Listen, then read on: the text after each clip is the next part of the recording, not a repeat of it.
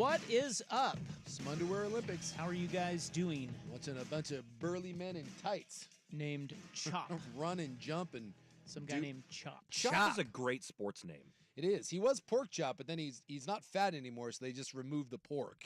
Chop is even better, though. But I guess he was like 14, almost 15 pounds when he was born, so that's where Oh my god. that's where Pork Chop came from. Really? That's nuts. Yeah, I was reading through some combine profiles of different people today. 15? That's the number? He was like 14 and 14 and a half, 14 and some change. And so his mom called him Pork Chop. And then I guess by the time he was like 10 or 12, he started to lean out and became this athletic freak. And so they removed pork from it and just called him Chop. I mean, I like that, but 15-pound baby is the part I'm having a hard time with now. It's a big kid. Ouch. Yeah. He should thank his mother. And he probably will. So his name is Pork Johnson? His real name is like Demarius or something. What's his last name? Robinson. Robinson. Pork Robinson. Yeah, Chop Robinson. He played Chop Rob. Yeah, not Pork. No, from here on out, he'll be Pork Robinson in Isaac's mind. Actually, he's going to be Pork Johnson. Chop Robinson. Pork Johnson. He was the Penn State guy. He's a rush end, and so he's been kind of at the combine. There's always a couple guys that everyone is like, "What the hell?" And he was the what the hell because he's 6'3", 256. He's the same size as I am, in much better shape, and the dude ran 4.4. So like that 4.4, 4.46, 4.48. and he's a hand in the dirt guy. Hand in the dirt guy. Oh my god! So like you shouldn't be that big and that fast. Like that's not normal. I can't. No, what? It's just. Is that real? It is real. Is any of this real? The freaks that are popping up on NFL fields, like from all over sports. Yeah, it's look at ridiculous. Wembanyama. Yeah, they're different. Like there's always this debate of who's the best athlete, and the NBA guys, if you want to just say athlete, there's nothing like those guys. Well, they're freaks. They're just freaks, and just the size and the spatial awareness. But I don't. For my money, if you want to just say freak, like the dudes in the NFL, they're just, I don't know. Like, yeah, I know the NBA, like the height thing, but the fact that you have someone at 255 plus pounds that can run 4.4 and is probably going to do 225 on the bench 30 times, like that, the combination of size, strength, speed, and explosiveness. And by the way, they say I haven't seen the vert, but the profile I read on him said that he wanted to run in the 4.4s. He did. He wanted to hit, I think it was 11 foot in the broad jump, and he's looking for a 38 to 40 inch vert.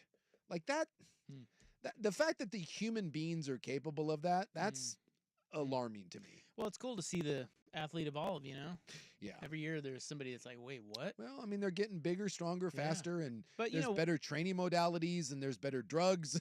Drugs. Well, and some of it's legal, some of it, you see J.K. Dobbins today, again, running on a treadmill 5 months after an Achilles tear? No, I didn't. But Wemby, it's like I tend to agree with you about football guys. Yeah. But at the same time, it's hard to compare to basketball guys because basketball guys physically are just like, what is even that? 6'11", He's like Slender Man. Yeah. But then you add in skills. Like have you watched Wemby at all? You've seen his highlights? Yes. Dude, it is unbelievable what that guy can do outside of being 7'8". Yeah. You know what I mean? Like he's got a handle. He's kind of fast. He hit a step back crossover turnaround three the other night and like turned away like he was Steph Curry and knocked it down. Do you see him block? Like the dad, Gobert. Gobert. He blocks Gobert. By the way, Gobert's like 7 feet. Yeah, and he blocks him. He blocks Gobert's shot, picks up the ball, goes coast to coast with handles, goes around the back and dunks it. Yeah. The evolution, like you wonder where it all ends. Let's see Pork Johnson do that. Pork Johnson. Or Robinson, We've now given him a new first and last name. Pork Johnson, defensive end, Tuscaloosa. He can't do that. No, he can't. It's funny because like we used to see the 7 foot guy used to just be awkward, gangly, like the Mark Eatons of the world or Minute Bowls. Yeah, if you were tall, you were limited. Yeah, now everyone that's 6'11" and above just they handle the ball. Well, Chet's got some of that too. Like if you've watched any of Oklahoma City play, like it is no longer like these weird, awkward 6'11", 7-foot guys. These guys have handles, and they have lateral quickness. Their bodies still look awkward just in sheer dimensions, but then their game isn't, and so it's weird because you almost expect herky jerky or uncoordinated looking at their frames, and it's just not that way. And it might just be where you grew up, because I don't know. You'd have to ask NBA guys, because I grew up around football guys. And so, look, I'm not saying that, like, when I see a Chop Robinson, I'm not like, oh, my God. But I saw physical freaks. Like, I've played against those guys. I've seen those guys. And so when I see them, there's an appreciation. But when I stand on an NBA floor, like if I'm walking around and I... Bit of a humble brag there. Not many people get to stand on an NBA floor, Jace. We are members, technically, of the media. I'm pretty sure you have, too. I'm not even a member of the media anymore. They kicked me out. You're done. They don't want me. But you have this, like, so when you go down and you like, let's say you're walking around during like warm-ups, and I'm down on near an NBA floor. How about that? Near the NBA guys, to me, I have more of a sense of awe around them than I do the football guys. But I've taken people down to sidelines of NFL or college football games, and they're all like, oh my God, like something this big shouldn't be that fast. And so I wonder if it's just what you're used to. Because the NBA guys, I just, even like watching Jeremy Grant warm up, you just see the levers on that guy and the length and how quickly they cover ground. Like everything. Same thing, watch Wemby or Chet. They take like 4 steps. Giannis is another one.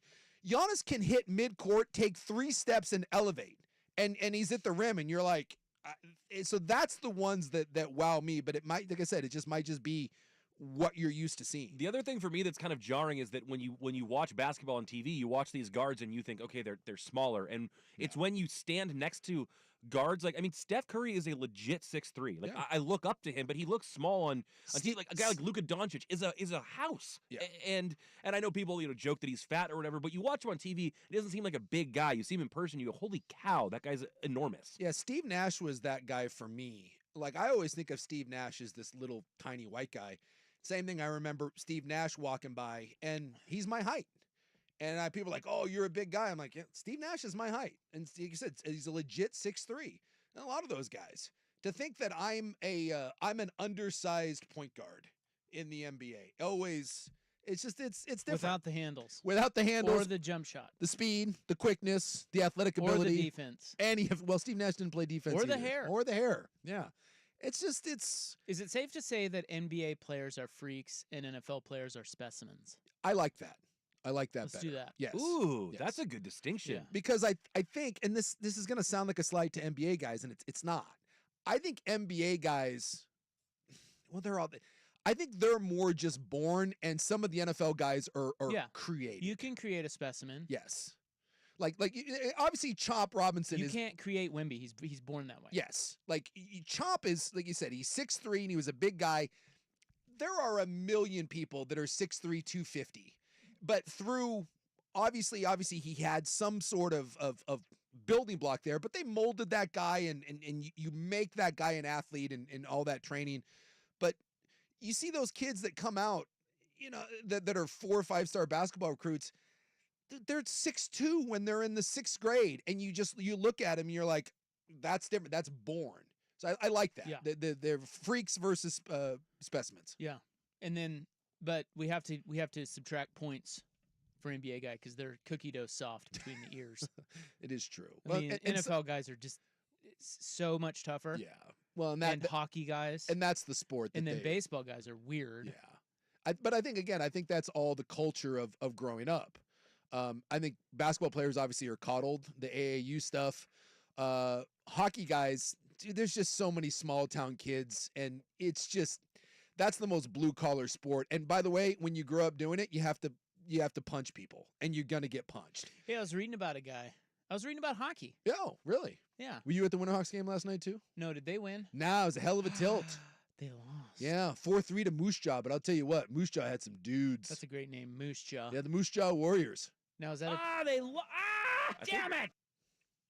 that was me after the game. It was playoff hockey. That thing was intense. Yeah. So wait, is that a playoff game? No, but they're the number 2 and number number 2 and number 2 seed. One in the U.S., one in the Canadian league. So those are two of the very best teams, NHL players all across the board, and it had that. And it's getting close to the playoffs. It had that nasty playoff intense feel. It was great hockey. What was I saying to you? You were watching hockey or reading hockey? Yeah, I was reading about a guy. He may play in New York. I don't know where he plays. Maybe New York? He's a big 6'8" kid, and he's played 5 games, and he's gotten in 5 fights. Yeah, they say he's trying to bring back fighting because fighting has kind of gone away from modern hockey. This guy's great. Yeah, he's my new favorite player. He goes out there and he dukes it out. And he's enormous. I feel like we see one of these every 2 or 3 years who's going to do this thing in their first however many handful of games. They get a 5-minute every time. And I don't know that it really sticks because I think we've seen this before, and it seems like they're one-offs. Does that seem right to you, Suk? Right. Yeah, it's like Matt Rempe or whatever is this dude. Yep. In today's, it used to be that on every hockey club you had an enforcer. You had someone that Ty was Domi. Yeah, and you had one, and then it kind of morphed into you still have to be able to skate. So you had tough guys that were 3rd line, 4th line guys that were grinders but still could contribute. And honestly, now, dude, if you can't skate in this league, it's thanks for coming. They won't waste a roster spot on a guy that can't cut it from a skill standpoint. No, and so it's just and some people like the Don Cherries of the world think that hockey's gone soft and that it's, it doesn't have the edge that it used to have. Is he still alive?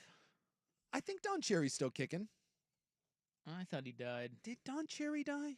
No, I got to look this up. No, he's alive. Yeah, I was gonna say I think he's still kicking. Did he get canceled though? I can't stand him. Well, he's like 90 plus. Oh, is he? Yeah, he's old as dirt, and I'm not a Don Cherry guy. He's that guy that's like, hockey peaked in 1952 and it's never been the same. And if you don't have tinfoil on your knuckles, then you're a candy ass. He's a blowhard. But what does that mean? Tinfoil on your knuckles? Oh, it was. Have you ever seen the movie Slapshot? Yes, but remind Paul Newman. Refresh my memory. It's about minor league hockey, and they had the Hanson brothers, the dude with the glasses, and they would tape tinfoil on their knuckles because they were only there to fight, so it would lace people open. So, all right. Well, rest in peace, Don Cherry. I'm reading that he's a climate change denier. Oh, dude, he's and he was a big Trump supporter in 2020. I thought he got canceled. Like there was he said something. He says on all the air. kinds He was of removed things. from Hockey Night in Canada. Yeah. Wow. He complained that Canadian immigrants benefit from the sacrifices of veterans and do not wear the remembrance poppies. He was upset about that. Yeah, he's just started sentence "you people that come here" and went on. Yeah. I met him at a charity event once. It was. Never mind. He was whatever. he was a lot. Who How cares? about that? I thought he was dead. He was a lot. Well, all right. He's gonna be soon. We've got a poll question. I think I got to get that up there, and then we got the Beavs and the Cougs releasing their football schedules. And according to Beav fan, minimum 11-1. I don't think so. I don't think so. You haven't listened to Beav fan. I've already gone through it. Win. In case you didn't know, the Beavers now Loss. cannot be beaten by anyone. They are that good. All right. Well, let's get started. 3:13 on the Fan.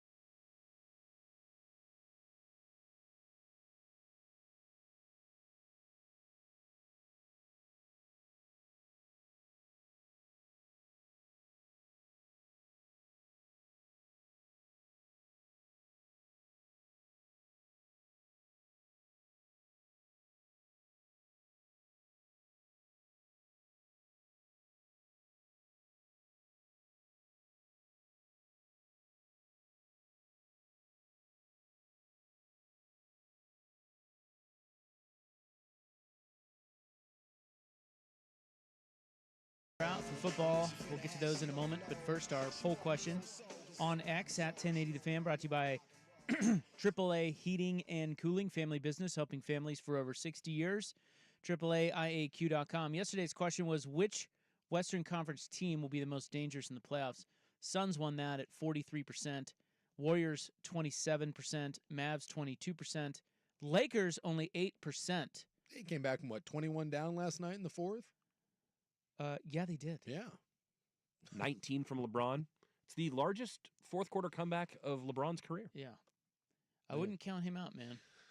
No, I mean, you He's can make nasty. No, I just think once you get into the playoffs that, the grind will eventually wear him down. But what he is doing at his age, you want to talk about freaks versus specimens. LeBron is a combination of both. Yeah. He's the GOAT. He might be the best athlete I've ever seen in my entire life. Because honestly, I don't think there's anything that he couldn't do. And no matter what sport he picked, I think he literally could be a professional and be a great at anything. His game has tapered off a little bit, like not just as far as consistency and being able to put up monster numbers and the minutes played, but it still feels like any given game he can flip a switch and turn it on and be the best guy out there. We've seen lots of guys at his age go out and kind of roll the ball out there, and the end of Shaq and Patrick Ewing and Jordan. Remember Fat Jordan in the Wizards, and we had Puffy Magic Johnson. The fact Shaq on the Celtics couldn't get up and down the floor. The fact that he still looks the way he does, like, you can debate all you want what he's putting in his body. Make no mistake about it, the guy treats his body like a temple.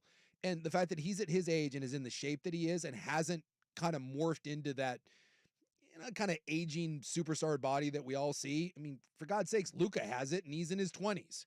Like it's amazing. I've never seen anything like it in sports, with the exception of maybe Barry Bonds, and we know what that was about. Now if they could just fix his hair. Yeah, it's the one thing that $1 billion and all of that guy's talent can't quite get right is the hair. Today's poll question, which legendary Northwest coach would look the strangest coaching his rival? Oh, okay. Mike Riley at Oregon. Oh, boy, I would. Hello. The sizzle of Mike Riley with the flash of Oregon. Wow. Chip Kelly at UW. Yeah, that doesn't bother me. Don James at Oregon. Or Jack Ramsey with the Sonics. I just can't. Mike Riley at Oregon, I just can't.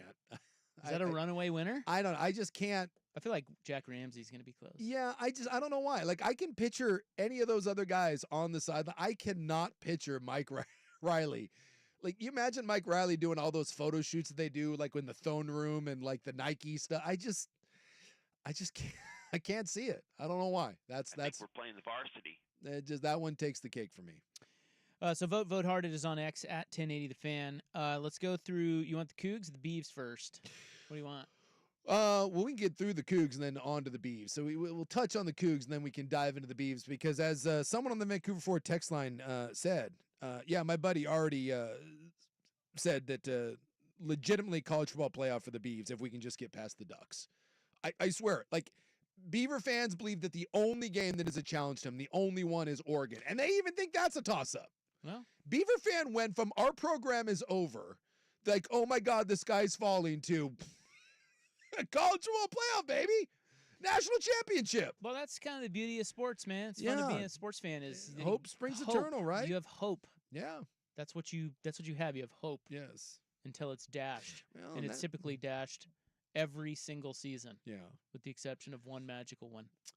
And who knows when that's coming. Well, I But maybe it's this year for Oregon State. Who knows? I never understood that. Like Coug fan and B fan, who I love, and I think you guys have good programs, and I think you guys got shortchanged in this. Like, Good little programs. I think what happened to you guys sucks, and I hope that somewhere down the road, in a couple years, the Big 12 or someone is able to put their arms around you, and you don't deserve what happened to you. But the Coug and Beavers acting like access to the playoffs and like getting shortchanged is like, oh my God, we this is just the worst thing ever. When were you invited?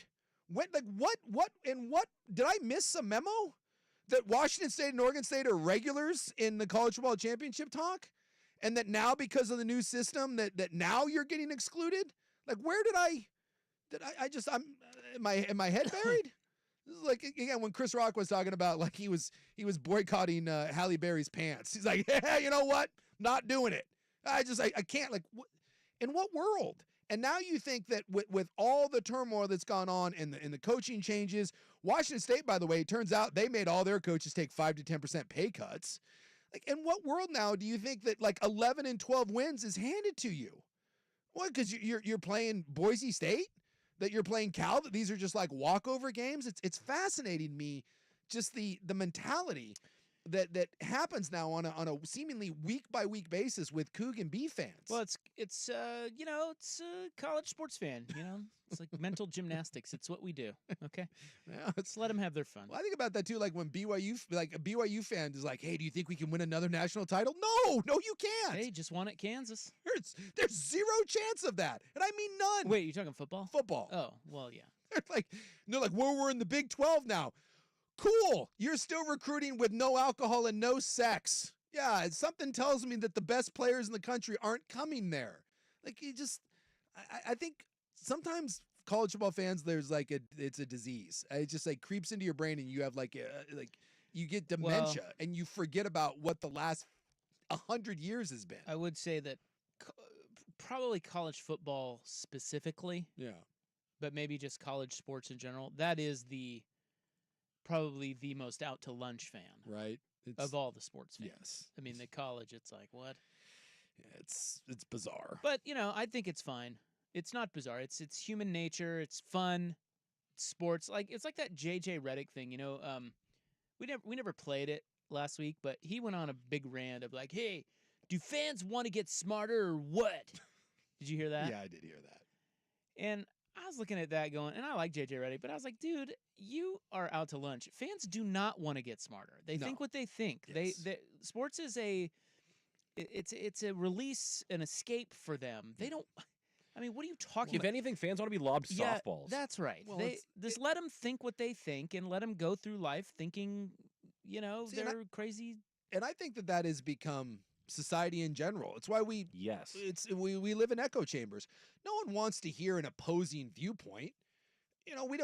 We just want to hear cable news is the prime example of it, right? If you turn into a certain cable news network, it's whichever one you tune into, it's because you want to hear one specific thing. And then they always have like one person that like tries to bring another viewpoint to the table, and then everyone else just yells at him and calls him a moron. Shame. Well, I think there's two different things in a sense that, politics you probably should, it is important. Sports to most people is not, okay? It's not important. It's entertainment. They only want to know it on their own level, and that's fine. I just think it's funny when we get yelled at. It's like, oh, you have to be smarter. No, I really don't. Okay, I'm smarter about other things, maybe, not sports, and don't care. Yeah. I don't care about your little X's and O's conversation, douche. Shove it, Redick. He doesn't want people to debate without having merit for that debate. Right. It's like that whole argument of what was it? Charles I forget, one of the ex-greats said, only I can say this because it's Shaq. Shaq is always using this. It's that dumb argument of, well, I played and I was really high level, so therefore I'm the only one that knows anything. Yes. And if you're ever lesser than me, which is 99% of everyone, you can't Charles say Barkley specifically is always like, well, you don't have a championship, so you wouldn't know. You can't say anything. Well, yeah, exactly. Like Charles Barkley, I'm guessing knows a little, pretty good, a thing or two about basketball. Yeah. But it's just like, you don't have to know everything. It's fun. Just calm down, Redick. Jesus. Anyway, what were we talking? Oh, Cougs. We got schedules. Cougs, yes. Beavs. Okay, well, now we got a break. All right, so when we come back, you will hear who the Cougs and the Beavs are playing in football in 2024. Yes, we have the definitive schedule. Yeah, and the Purdue dates and everything. Purdue is on the list. Yes. It is 3:28. Here's Buck. Now, from the Fan Sports Desk, a Sports Center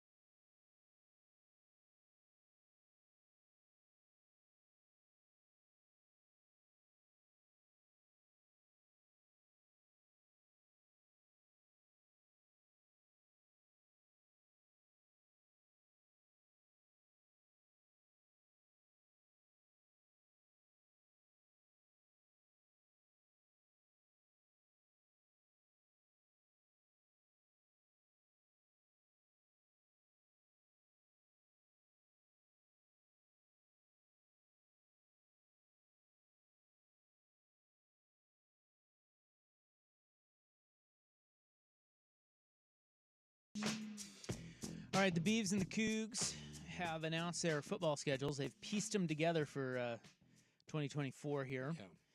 So we'll start with the Cougs. Tell you who they're playing here. You got it in front of you, or you want me to? I got it. It starts August 31st. Yeah, so they are going to host Portland State and Texas Tech before visiting Washington. Yeah, it's August 31st, September 7th, and then the Apple Cup will be in Seattle on that neutral field, Lumen Field, the old Apple Cup. Then it's another home game against San Jose State, road game at Boise State, and then they get a bye. Yeah, so that Boise State one, So there's obviously, their first 5. yeah, Texas Tech, that's. I don't know what they do. They have what's his nuts back? No, I think Shuck's gone. Shuck's gone. I think Shuck's gone. So again, I'm not Where'd he certain. go? I'm not certain. Well, he's just graduated. Oh. Been around for a long time. Pretty sure Shuck is gone. So I don't know what Texas Tech has come back, but that is a Power 5 opponent, and Texas Tech has been a decent program over the years. Obviously, Washington is a giant uphill battle, and then I would make the argument that the San Jose, Boise States of the world, even Fresno, I mean, those are teams that are. Those are not gimme games. I think it's very dangerous for the Washington States and Oregon States of the world to start looking through the Boise States and Fresnos and just being like, well, chalk that up to a W. So Shuck went to Louisville. Oh, he has another year, huh? Yeah, because he got hurt, right? He did get hurt. He's been hurt a couple times, so he probably, how they do. Yeah. So Cam McCormick's on like his 12th year. So you got another year, huh? So he's at Louisville. Okay. Texas Tech's quarterback is Will Hammond. I don't know who Will Hammond Some guy is. named Will Hammond. Anyway. I don't know what Texas Tech has. They gave Oregon a game last year, though. So that gets you to the Cougs bye. Then they go on the road to Fresno, home to Hawaii, and at San Diego State before the second bye. Yep. In their final 4 games, they will host Utah State. They will have back-to-back roadies at New Mexico and Oregon State. Yep. Then a home game against Wyoming on November 30th. Yeah. So, I mean, it's a Mountain West schedule, right? This is the sort of schedule that I played when I was at BYU, and that we would schedule. But we knew this, right? Yeah, you knew it. It's just who you're going to play, and now it's all laid out. And so, like, when you're looking ahead at the idea of being one of the 12 teams, I mean, to be honest with you, you got to be undefeated. It's just so the 12-team tournament. Because now I'm confused because they're already talking about the 14-team tournament. The 14 tournament's going to happen, but it won't be until 2026. Right, but they're already talking about in the 14-teamer. Yeah. The 3-3-2-2-1 model. Yeah. Because that's not confusing. Yes. So just knowing 3 auto Big 10s, 3 auto SECs, 2 auto ACCs, 2 auto Big 12s, and a group of 5. So this is. So how many is that? Is that 11? That's 11. And then 3 at large. 8. Oh, I missed a conference in there somewhere. No, it's you 6, 7, 8, 9, 10. Yeah, 11. Yeah, and then 3 at large. 3 at large. And so that would be how the Beavs in the Cougs. And that's by rankings. But by then, but that's 2026. And by 2026, you'll be in either a Mountain West or a Pac-12 Mountain West merger. So the next 2 years, the only way for the Oregon State Beavs or the Washington State Cougs to get in would be as an at-large team. Yeah. So the next 2 years will be 4 automatic qualifiers and then a group of 5. So the 4 big champions. So there's 7 at-large. Yes. The next 2 years. So it's actually easier for them to get in the next 2 years than it will be in 2026. The problem with it is not being an automatic qualifier. The only way to be selected is for them to think that you're one of the 12 best teams. And the only way that's happening with a Mountain West schedule is if you're perfect. Like you could go 11-1, and if you lost to Washington or for Oregon State, if you went 11-1 and you lost to Oregon, you're out. You're done. But it is an easier schedule. It is absolutely so it's a trade-off. Like you get an easier schedule, but now you can't. There is no stumbles. So here's the Beavs. Here's the Oregon State schedule. So they have 4 games before their first of 2 byes. They will be home against Idaho State. Yep. They will play at San Diego State and then host Oregon and Purdue, or as some would call them, Purdon't. I see what you did there. After the bye, they host Colorado State, visit Nevada, host UNLV, and then play at Cal before another bye. Then it's San Jose State at home, followed by a road game at Air Force. In the final 2 games, they will host Washington State And then on November 30th, they will play at Boise State. Yeah. So again, I think Beaver fan right now is penciling in 11-1 and possibly 12-0. And I'm just telling you, with Oregon State, your roster was decimated. All your best players, with the exception of Damian Martinez, left. You don't know what's happening at quarterback. You have a brand new coaching staff. Yeah, who is their quarterback? I don't know who their quarterback's going to be. They got the transfer kid in, I think, from was he Arizona, that I think came on board. So I'm not certain who they have pegged, but this roster, this is not going to be the Oregon State team or anything close to it that we saw from last year. Like, it's an entirely new roster. I don't know what to make of Oregon State. But this idea, again, that you're going to go out there and you're just going to steamroll people, I don't. If that's where you want to view it and you want to be optimistic about it, God bless you. But I think the reality of this is it's going to smack you in the face. You're not rolling out the same caliber team. That's the difference. If you were showing up to the Mountain West with the same thing you ran into the Pac-12 with last year, maybe a different story. But that just isn't the case anymore. So, and like I said, the ones that really matter. One, you have to be perfect everywhere. But you're going to have to not just beat, but beat convincingly the other Power 5 teams that you play, and then hope that somehow you find a way to pull off an upset against Oregon and Washington. But you need to beat down, the Purdue's of the world, and be perfect in your other schedule, and then find a way to beat Washington or Oregon. And that's a tough task with the roster that you have coming back. So, I mean, realistically, I think with that schedule, to me, if I'm Oregon State, I like 9-3. If you told me as a B fan that you could give me 9-3, I would take that. I think that is a more realistic, somewhere between 8 and 9 wins. But until I actually see what that coaching staff and what that roster looks like, I think even that is kind of wild speculation because we just don't know. Yeah, and I think that's true of a lot of schools, right? The year to year of it now is less predictable because teams turn over so many bros. Yeah. So the quarterbacks, Oregon State has 2 transfer quarterbacks. One is from Missouri. His name is Jabari Johnson. He did not play at Missouri as a freshman and has moved on to Oregon State. He was a 4-star kid out of Tacoma. That's right.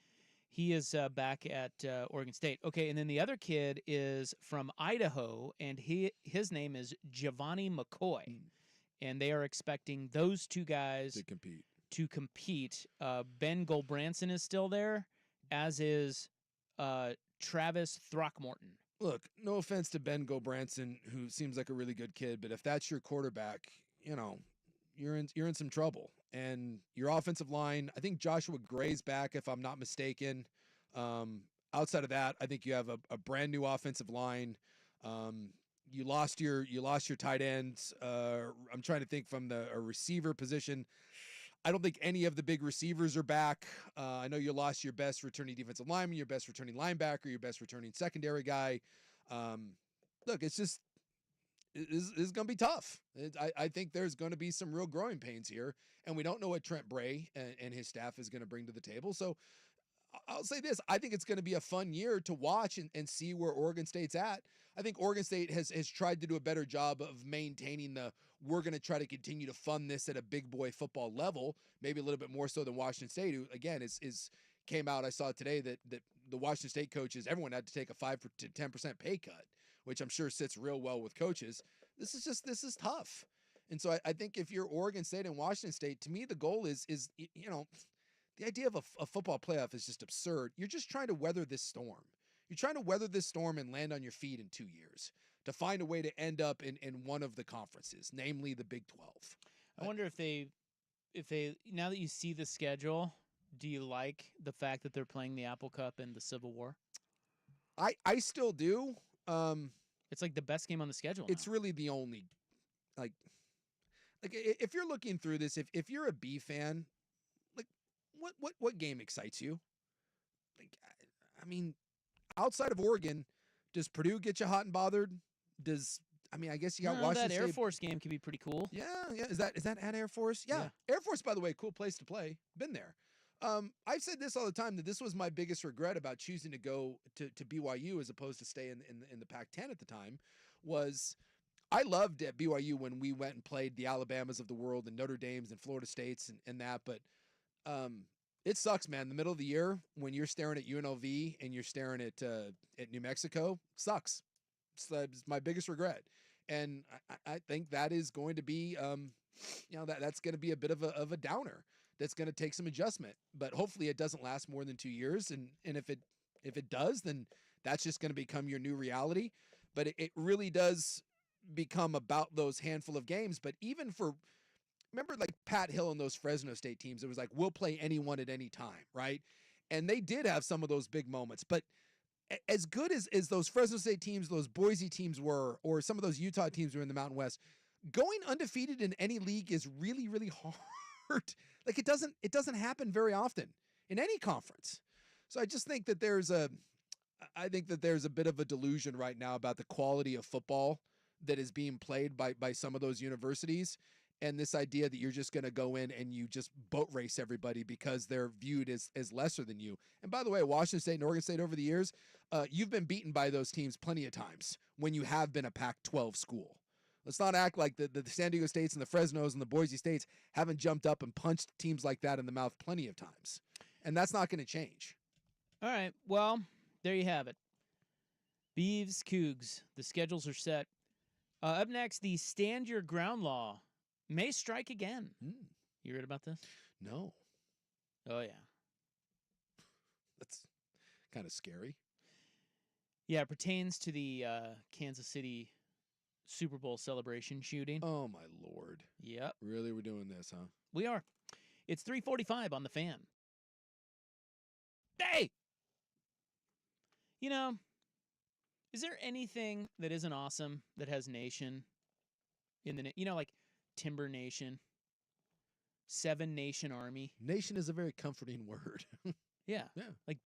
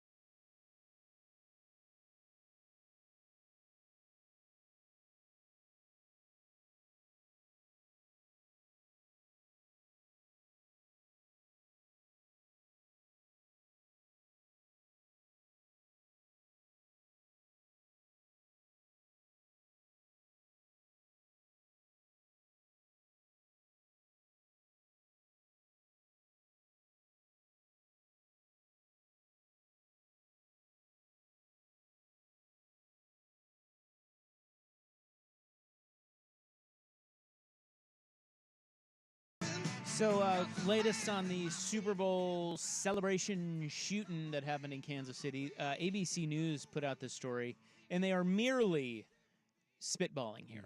Okay, so this is not anything definitive, but there are experts that are saying that both men, they have the stand your ground law.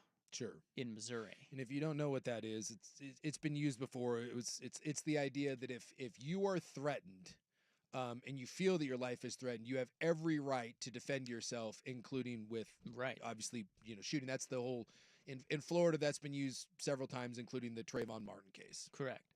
So the man accused of firing the first shots has already said he felt threatened. Well, the second man, he felt threatened because someone was shooting at him. And one of them did get shot in the face. Well, they both got shot. Yeah, or I guess maybe they both are in the hospital. They both are in the hospital with gunshots. Yeah. I knew the one got shot in the face. I wasn't certain if the other guy was. Yeah, so they're now saying that they both might have good cases for self-defense through the stand your ground law. And so the shooting of the 22 other people and killing someone else, that goes along with stand your ground? Well, I mean, again, they felt threatened. And, that's why. Look, I'm not trying to defend him. It's fascinating to me. Like, I understand the idea of stand your ground. You threaten me, I shoot you. The problem is that when I shoot 22 other people and kill someone else, can I really be like, well, I felt my life was threatened, therefore I just started blazing into the crowd? Well, that seems a bridge too far. This says, while earlier laws allowed people to use force to protect themselves in their homes, stand your ground provides even broader self-defense rights, regardless of the location. So this could test those expanded protections. Like, that's going to be up to the courts. Boy, I certainly hope that the courts make a smart decision, because if that's the case, this would be the greatest thing in the world now. Like, if I wanted to murder someone, all I do is just hire someone to point a gun at me, and then I just start blazing and be like, wow, someone's pointing a gun at me. Yeah, I didn't hit that person, but I hit the 4 others, including that person over there. So I'm great. So here's a trial attorney. His name is Daniel Ross. He says, this illustrates in a dramatic way the fundamental problem, especially when it's a public gathering where there are thousands and thousands of people, and even a highly trained police officer often cannot avoid injuring others in a gunfire exchange in a public place. Ross described the stand your ground law as a formidable defense that he and many other Kansas City defense attorneys anticipate will be used in both Mays and Miller's cases. He said the law puts the onus on the prosecution to disprove claims that a shooting is lawful self-defense. He said collateral damage under Missouri law is excused if you're actually engaged in lawful self-defense. Good Lord. And there's other folks injured. I don't know. I don't know. That? That's Missouri for you. I have thrown up my hands several times at situations like this where you're like, there is no way this person is getting away with this, and then they get away with it, and you're like, I think the influenza case officially broke me. That was the one that probably was it Casey Anthony? Between the influenza kid and Casey Anthony. What's influenza? No, you mean the affluenza. Yeah, she was not influenza. Yeah. He was rich. Yeah, he was rich. He mowed down a bunch of like 4 people, right? He was like 14 or 15. He got drunk, took his parents' truck, and ran down a bunch of people and killed them. With the flu. With the flu. He was all hopped up on NyQuil and Coors. And his whole thing was, I'm too rich to know right from wrong. And he got away with it. Right. Basically, he sat at home in his mansion and played like Grand Theft Auto, and that seemed like normal life to him or something. And it worked. And then Casey Anthony murdered her kid and then was like, maybe I didn't. And they were like, done. You're great. So I will never say never. But, boy, I'm just trying to think of a Kansas City jury. How do you get 12 people that are that dumb to look at that and be like, seems legit to me, everybody? I don't know what's going on in Kansas City, but you know who else has got a pretty good case is that dumbass who killed his buddies with drugs. Oh, yeah. And then I don't know what happened. Well, he hid out. Yeah. Well, he just stayed in his house and was like, I'll let someone else find him. Yeah, he said he was asleep for 2 days. Yeah. What's going on there in Kansas City, man? I don't know. It's crazy. I want to believe that people aren't this dumb, that you can't find 12 people to sit on a jury that are going to look at this and be like, no, seems legit. But Would you like an Ethan Couch affluenza teen update? Yeah, what's that? Because that guy has like him and his mom. Ever since then, it has just been a S show of colossal S shows. Yeah, they actually ended up throwing him in jail. Finally, and we talked about that. Yeah, it's been a while now. So he was released on April 2nd of 2018. So he's out. He's free and clear. Oh yeah, this was a while ago. Yeah, and he on March 18th of 2019. A judge allowed him to take his ankle monitor off. Oh. Yeah. So he's technically on probation, but then in January of 2020, he was arrested again, accused of violating his probation. He was booked. He tested positive for THC, which you can't, I mean, when you're on probation, you got to stay clean. Yep. And he was released one day later. Yeah, of course. And that was because authorities could not determine if the positive test result for THC came from illegal marijuana or CBD oil. Yeah. So that's the latest I have on him. Yeah, remember his mom like fled with him down to Mexico, and if there's any sort of justice in the world, an airplane would have fallen on that guy by now. There's just some people, in my opinion, that they've gone back on the human dues and just don't deserve to be here anymore. And yeah, they're saying I would like that young man to have an unfortunate accident. So he finished a 10-year probation sentence on December 10th of 2023. He is a free man. Yeah, Ethan Couch out there probably living off mommy and daddy's money. All right. I honestly, if I was one of those family members, I don't think I could allow that. I think I would do something stupid. I don't think it's in me to just sit there and let that guy go about his life. Hey, I've got more Kansas City law news. What the hell is going on in Kansas I know. City? It's crazy out there. Jeez. There's that Chiefs fan, Chiefsaholic, you know that guy? Remember who's like a bank robber, but he's a Chiefs fan? Yeah. God, boy, when you think about it, it really is getting wild out there. Something's going down in the Midwest. Well, his attorney spoke yesterday. I don't know if you've heard this, but it's great. No, I have not heard this. Oh, you're going to hear it. Is it great or is it terrible? Oh, it's both. Yeah, high caliber of both. Yeah. And we have some other, you know what it's going to be? It's going to be a fun with audio segment. I love fun with audio. One of the fastest guys in the NFL draft is a real dum-dum. Oh, yeah, I saw this. And we're going to play the audio. Hopefully you'll be able to hear it. It's kind of, the audio quality is not the best, but we're going to try to get it out there for you. That's next. It's 3:57 on the Fan.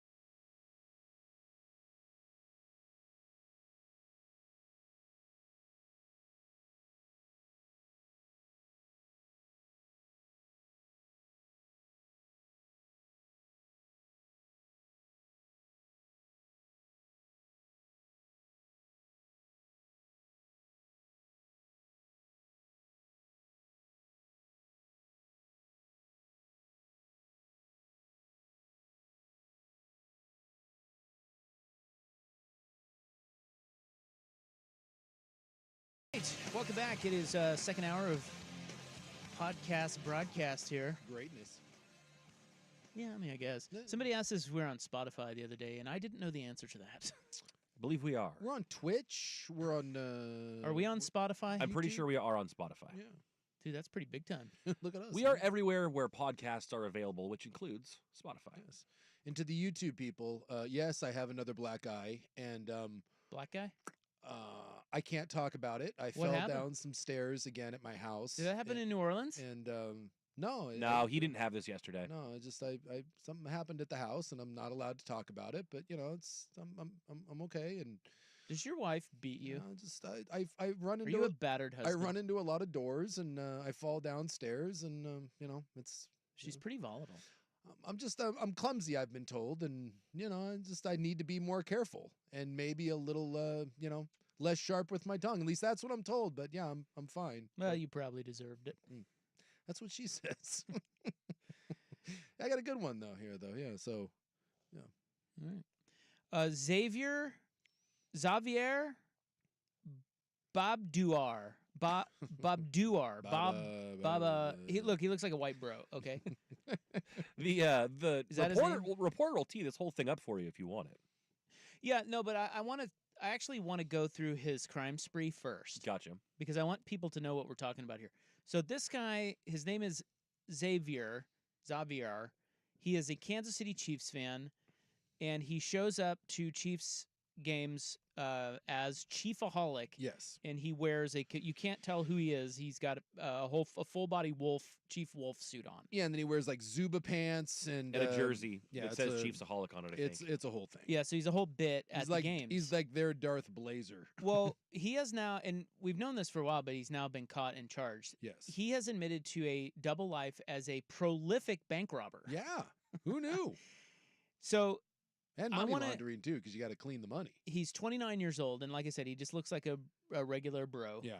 He pled guilty to charges of bank robbery, money laundering, and good grief, and transporting stolen property across state lines. Okay, so here's what he admitted to.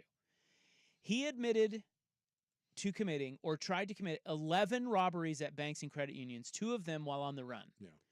He was ordered to pay at least $532,675 US in restitution and forfeit property, including an autographed painting of Patrick Mahomes. that like- the FBI That's the recovered. best part of I the love story. that he had an autograph, not photo, an autograph painting of Pat Mahomes. Apparently, he has a major gambling problem. What? Apparently, his- that's also how he laundered some of his Yeah. successful Well, if the bank mo- robbery money. If the movies have taught me anything, and I think they have, Hell or High Water, definitely go see. That's what you do, is you go to the casino. And that's how you know. you just Casinos and online gambling are how Yeah. he laundered most of his money. wash your cash, So man. the first heist he admitted to was when he stole $70,000 from a Great Western Bank in Clive, Iowa in 2022. He handed the teller a note demanding money and indicated that he had a gun. Yeah. So that was in March of 2022. Next month, April 28th, 2022, he steals $171,000 from the First National Bank of Omaha in Nebraska. Police recover $163,000 from that case. Yeah, by the way, you didn't get away with much there, dude. Like you know, Well, he got 8. it doesn't seem like really worth it. I mean, you're stealing 100. Well, right now he's netting $78,000. I also think those places intentionally don't have that much money available under the counter. Well, that's I got down a rabbit hole once on bank robberies, and it turns out robbing banks is actually pretty easy as long as it's small amounts of money. They're told not to confront you, don't cause any problems, and if you just take the money that's in the drawer and you get out of there, like Yeah, they don't want dead people. They don't want dead people. So it's like very rarely do you get you're going into the vault and all that. The police response time is pretty good. It's just if you go in there and grab some cash and get out, it sounds like they get you eventually, but you can get away with that. I crap. can't remember if I told you, but my wife has been held up as a bank teller. Yeah, you before. told us that. That's crazy. That's terrifying. Yeah, and she never did know if he had a gun or not, but she got a note passed Yeah. to her that said, "I have one in my pocket." At the First Class Community Credit Union in Des Moines This is the big one. on July 13 of 2022, he jumps over the counter armed with a silver and black gun and demands employees open the vault. He gets out of there with $304,000. Yeah, and see, that's the one, again, the ex-presidents have taught me, point break, you never go for the vault. That's how you get caught. So he took that money to Missouri, laundered it through the casinos, They have riverboat casinos. This is right out of there, Ozark. and he deposited it into his bank account. Then, November of that same year, at the Tennessee Credit Union in Nashville, he hops the counter, pressed his gun against a teller's body, and demanded to be taken to the vault. Employees complied with his demands. He told the employee that if he was given a die pack, he would come back and put a bullet in their head. While fleeing, he left behind a hat that authorities recovered and found DNA that matched DNA from a glove he left behind in an earlier robbery. Yeah. A few days after the heist in Nashville, he bought $20,000 in chips from a local casino with some of the cash. So then he tries to rob the Wings Financial Credit Union in Savage, Minnesota. That was November 29th of 2022, but he decided not to as the vault only held small bills. So he didn't like that. So he opened the vault and was like, no. He's like, By the way, what vault has a bunch of singles? I know that's weird. What is the vault? Well, look, it's Savage, Minnesota. They go into the topless joint later on. I would assume that the vault has nothing but 50s and 100s. Maybe some nice negotiable bearer bonds, Die Hard style. The same day, he tries again at the Royal Credit Union in Apple Valley, Minnesota. They, too, carried too small of bills, but he made up for the next day when he got $25,000 from First Interstate Bank in Clive, Iowa. I do like his commitment. He's trying, and, it's like, hey, it's not working out, but he's got a real go-to attitude. Keeps going back. Well, I mean, he's getting away with it. I know. So then he enters the vestibule, great word, at the Pinnacle Bank in Papillon, Nebraska in December. But he could not open the doors. He was arrested the following day when he robbed the Tulsa Teachers Federal Credit Union. Yeah, you can't mess with the teachers. When authorities found him, he had a large bag. It had $140,000 in it and $10,750 in $50 bills. So he had about $150,000 in there.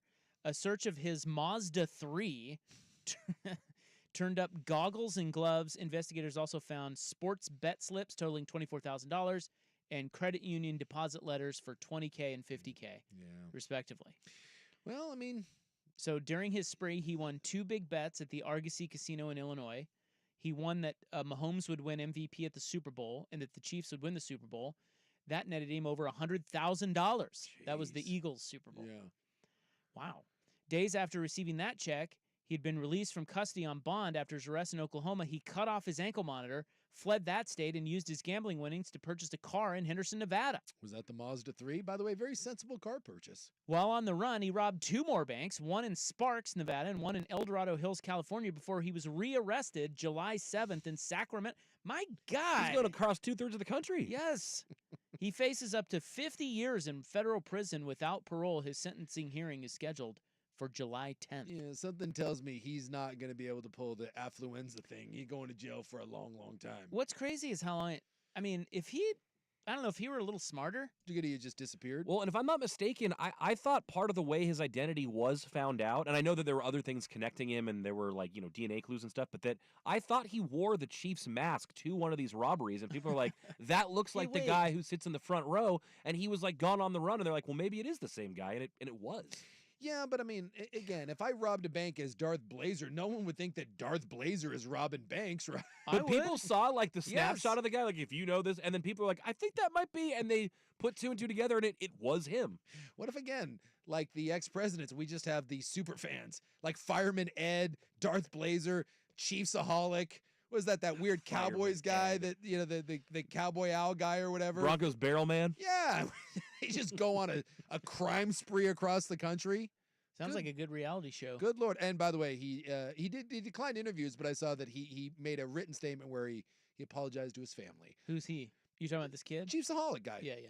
Yeah, I feel like he didn't apologize to anyone that he robbed or put a gun to their head, but he feels bad for his family. I was hoping that he apologized to the organization. No. To the Chiefs. Yeah, and Mahomes specifically. He says that he has a ton of anxiety though right now. So. Yeah, you're gonna see him on Nightline. Like I feel like this guy wants. I think he likes the spotlight. I think he's gonna milk this. I would assume, even though he's in prison. Well, what else are you gonna do for 50 years? Well, here's his attorney. So all of that to tell you, stand your ground law. His attorney came out yesterday, and here's the news report from Kansas City on what that guy said. Chiefsaholic, whose real name is Xavier Babadar, has pleaded guilty to 3 charges here in federal court. Babadar admitted to the judge he's guilty of bank robbery and money laundering. Babadar and the prosecutor entered a plea agreement. The 29-year-old admitted he orchestrated a string of 9 bank and credit union robberies or attempted robberies in 2022 and another 2 bank robberies while he was a fugitive last year. U.S. Attorney Teresa Moore says Babadar laundered a lot of that stolen money through area casinos and online gambling, and he used it to bankroll his trips to Chiefs games. Babadar also pleaded guilty to a robbery charge in Oklahoma. Babadar originally pleaded not guilty to 19 charges that spanned several states. Babadar's violent crime spree across the Midwest and beyond traumatized bank employees and victimized financial institutions in 7 states. Babadar's attorney Matthew Merriman says they know there's a lot of work left to do on this case, but Babadar remains hopeful. From the beginning of this case, folks, the government has been blitzing, and Xavier's pocket was collapsing.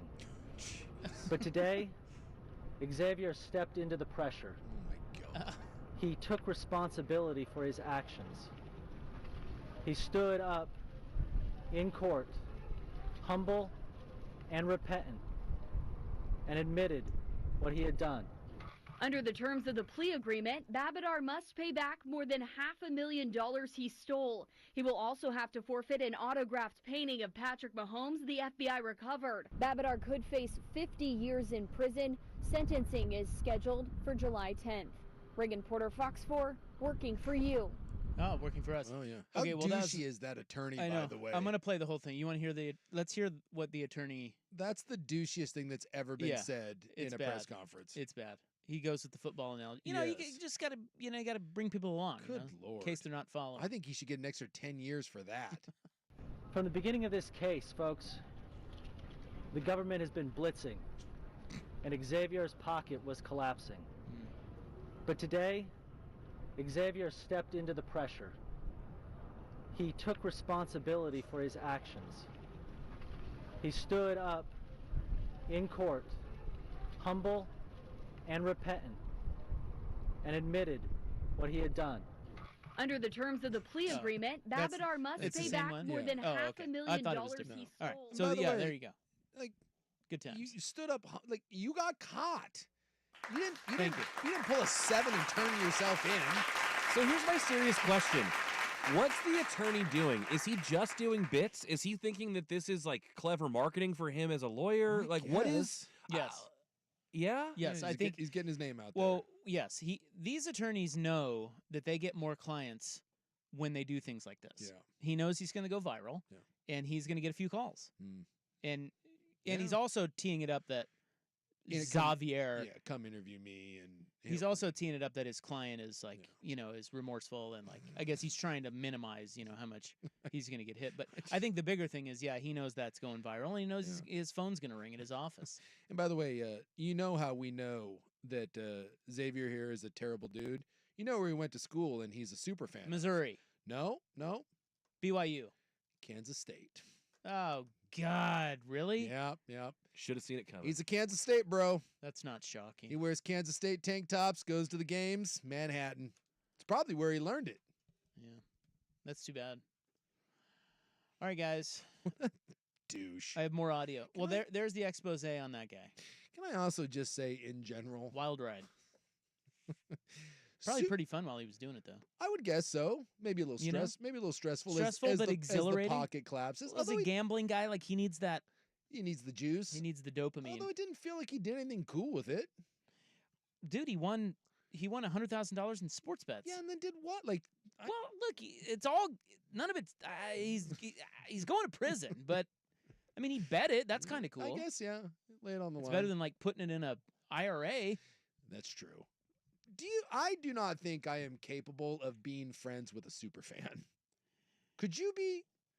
Yeah. Could you hang out with super fan? It's a little much, right? It's a little much. Like if I'm going to like the Timbers game with my buddy, and we go to the Timbers and Thorns, and I pick him up at his house, and he comes out and he's dressed as a super fan. I don't think I can go to the game with him. Like if he's dressed as Timbers super fan in a wolf costume and just ready. He's bringing a chainsaw with him. You just walk out the door, drop your head, turn back around, and walk back in the house? Yeah, I think we're just. But what if he robs banks and places major sports bets? Well, do I get? Yeah, I'd like to be there, not for the bank robber, but for the for the after What party. if he kicks you down a little bit of the a little bit of the cheese? A little bit of the stolen cheese. By the way, do I get punished for that? Yeah. You do? I don't know. What if I don't? I'm gonna guess yes. What if isn't there a stand your ground law when it comes to taking money? I Shoot don't him. Yeah, like if I just partake in like we do like a bunch of hookers and blow and like place a bunch of sports wagers, am I accessory? You be careful there, Just fella. because I'm using the stolen I think cash? if you know where his money's from and you're taking it and using it, then yes, you're in trouble. Yeah. How do I know that? So that's the thing. If you have plausible deniability, you're all right. Maybe that's the key. Play dumb. I'm like an NCAA coach. I'm Roy Williams. I don't know. What do you? I had no idea. I don't even know what shoes are. You know what you tell him? You couldn't tell say, you know what he did? He blitzed me. He blitzed my And I couldn't see through all my reads, and I wasn't thinking clearly. The pocket was collapsed. I just had to get out of there. There was a guy right in my face. I just went down. I got sacked. He sacked me.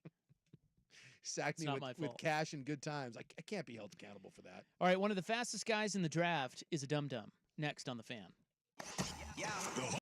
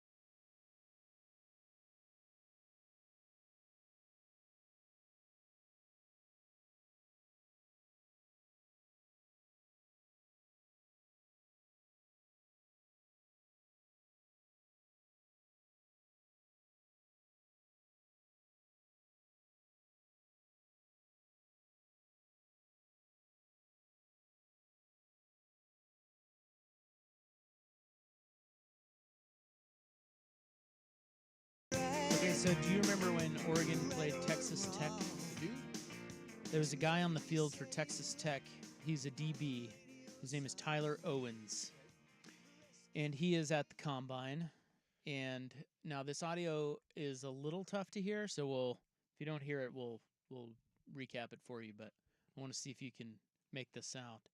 He's at the podium, and he is famous. So he's being asked about this because he's already said this at one time, but he said he doesn't believe in space. What do you mean, like outer space? Yeah. No. It's not there. That's not. Yeah. You want to hear what he says? I would like to hear what he says. Yeah. You guys are discussing that you don't believe in. Nah, I don't believe in space. I'm more religious, so I think like where you're from right now, I don't think there's like other planets and stuff like that. I don't know. What led you to that point to believe that? Well, like I thought you should believe in like the heliocentric thing, like we get some power around the sun and stuff, but then like I started seeing like flat Earth stuff, and I was like, it's kind of interesting. And they start bringing up valid points. Okay. I don't know. Could be real. You know what I'm saying? Yeah, so you can't really tell. This is tough. I couldn't hear. I heard something about like, nah. He said, they said, what made you believe that? And he said, well, basically, I'm just, I'm pretty religious. And then he said, I started. Religion has something to do with this? Yeah. I guess. I don't know. What? I don't know. You can corkscrew religion into anything. I justify guess. anything, right? Wow, yeah. And then he said, I started seeing some flat Earth stuff, and I thought, wow. Well, because what do you call it? What's the word you use when like everything revolves around the sun, right? What's that word? He used that word, so he actually has somewhat of a brain. I don't know. I don't even remember the word.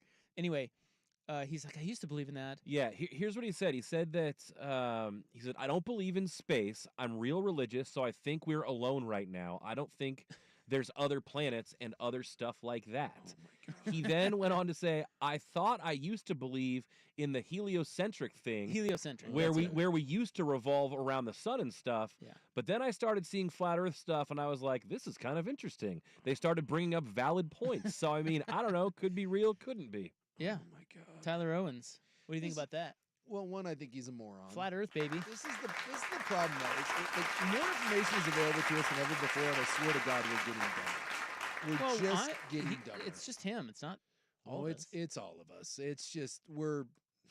I mean, I don't believe in space. I don't like being lumped in with this guy. Can I?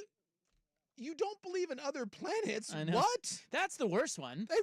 You can see them. I don't. I wish somebody would have followed up with, what are the valid points about the Earth being flat? Good grief, dude. I just am amazed at the level of dum-dums. And I shouldn't be, but... No, you shouldn't. Here's another one. Buck found this guy. He is a tight end draft prospect by the name of Tip Ryman. Ooh, good name, by the way. Wonder if he plays around with Pork Johnson. I think he played at Illinois. Yeah, Pork Johnson and Tip Ryman. There you go. That's my team. Jeff Rust, by the way, said you named Dirt's second kid today, Pork Johnson. Yeah, Pork Johnson. Dirt and pork. I think, this is my son, Pork I think Johnson. the first one they're going with, I think he wanted to call him Teddy. Teddy Ballgame. Is that Dirt's kid's name, Teddy? No, it's Theodore. I think he might be Theo, but they are also calling him Teddy. I think Dirt has wanted to call him Teddy, but Pork Johnson's even better. Dirt, this is Dirt and my kid Pork.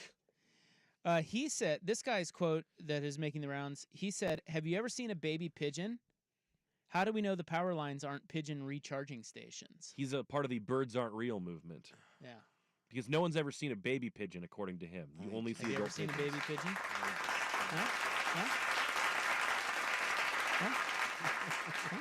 These guys are onto something. We need the sheer stupidity, right?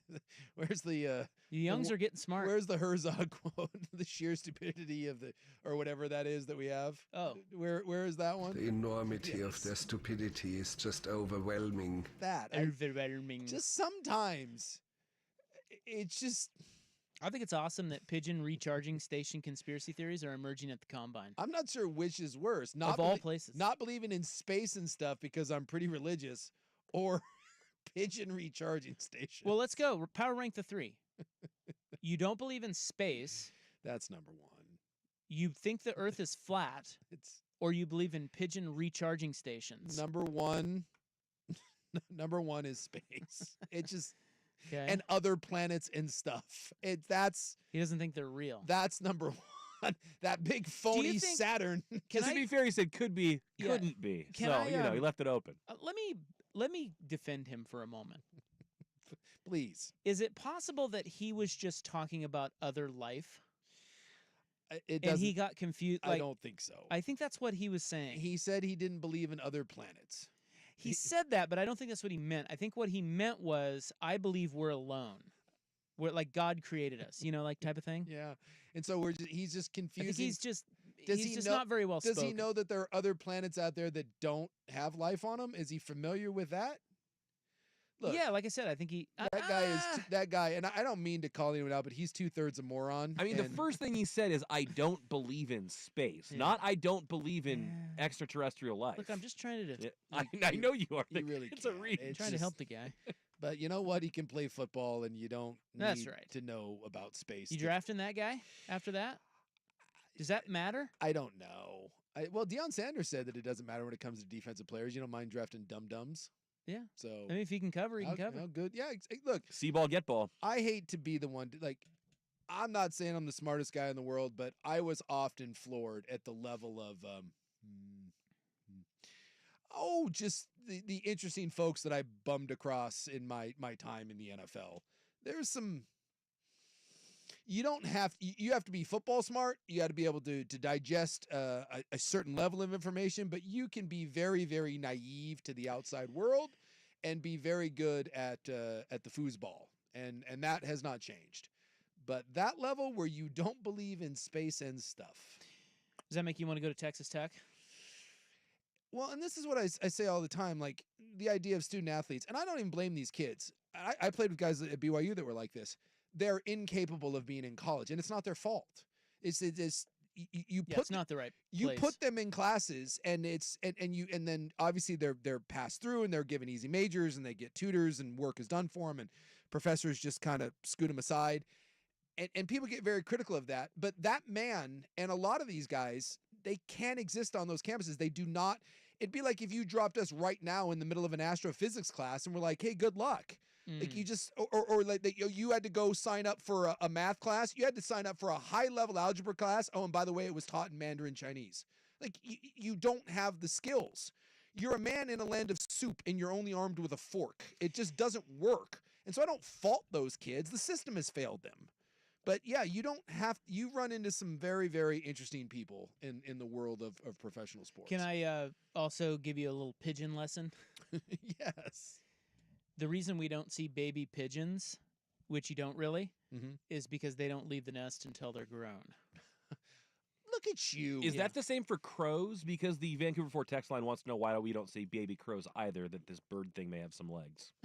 I like the people that are against evolution because, there was man and there were apes. Why is there no man ape? Suk, one of these times when Rop was out, you and I talked about the terrifying cassowary bird. Yes. And maybe we should introduce this guy to a cassowary and tell him that birds aren't real men. Dude, that thing is the most terrifying creature on the planet. Like, if you want to know what happened to the dinosaurs, look at that freaking thing, because that's all that is waiting to peck your eye out. And by the way, I have no idea if they're smart or not, but we talked about old Pork Johnson, as you like to call him, or Chop Robinson, who ran a 4.48. Dallas Turner, the defensive end outside linebacker for the Crimson Tide, 255 pounds. He just ran 4.47. And then Peyton Wilson, who's the inside linebacker from North Carolina State, he's 240. He ran 4.44. So yes, yikes. But do they believe in pigeon recharging stations? That I don't know. But I'll tell you what, I think they could race a pigeon and probably win. Because I'm sorry, for 240 to 260 pound men, that is insane. 240 and you ran 4.4? Good Lord. And by the way, wait. Because of the Lord, I don't believe in space as well. Just want that out there. And on the baby crow subject, yeah, they're everywhere.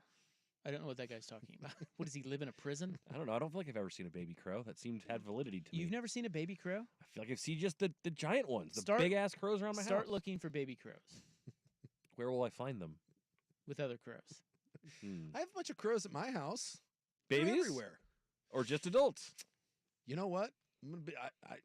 As far as I know. They're probably charged on your solar panels, dude. As far as I know, those are full-grown crows. But those things are everywhere. But and by the way, those crows are asses because they bully all the other birds. Yeah. Yeah. Yeah, the crows are kind of taking over. The sometimes the baby crows look bigger than you would think, though. So yeah, because they don't. Again, it takes them a while to leave. They're not just born and then they're like pork chop. They're born 15 pounds. It's a simple Google search. I mean, you don't have to go to college to understand this stuff. Oh, because it's on Google now, it's fact? Yes. Okay. That's right. You just keep believing in Come birds, to my man. Google University. It's still not as... It's better than Texas Tech. It's not as bad as I don't believe in space and stuff. I don't know, man. You can, like, reach out and probably touch a bird tomorrow. Space, at least, is harder to wrap your head around, I think. How is it harder to look? Look up.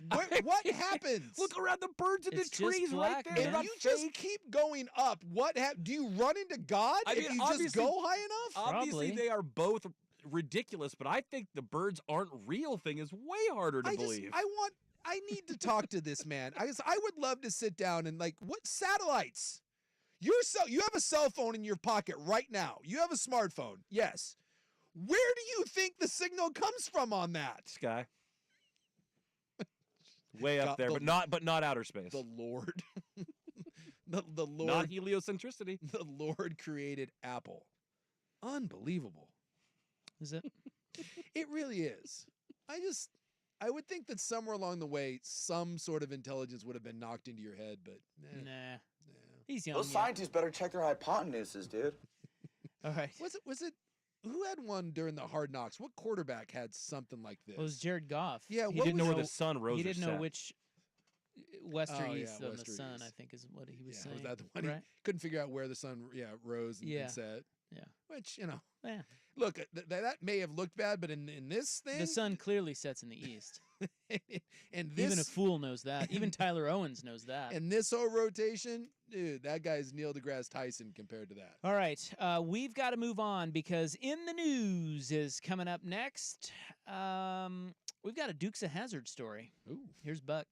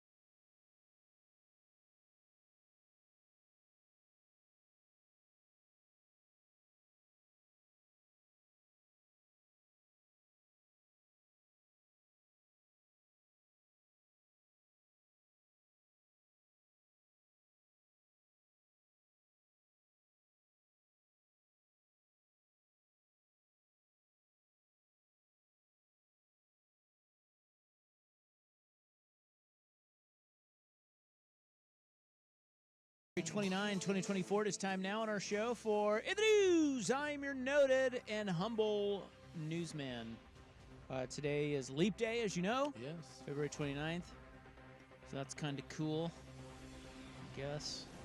You don't seem that excited. I mean, whatever.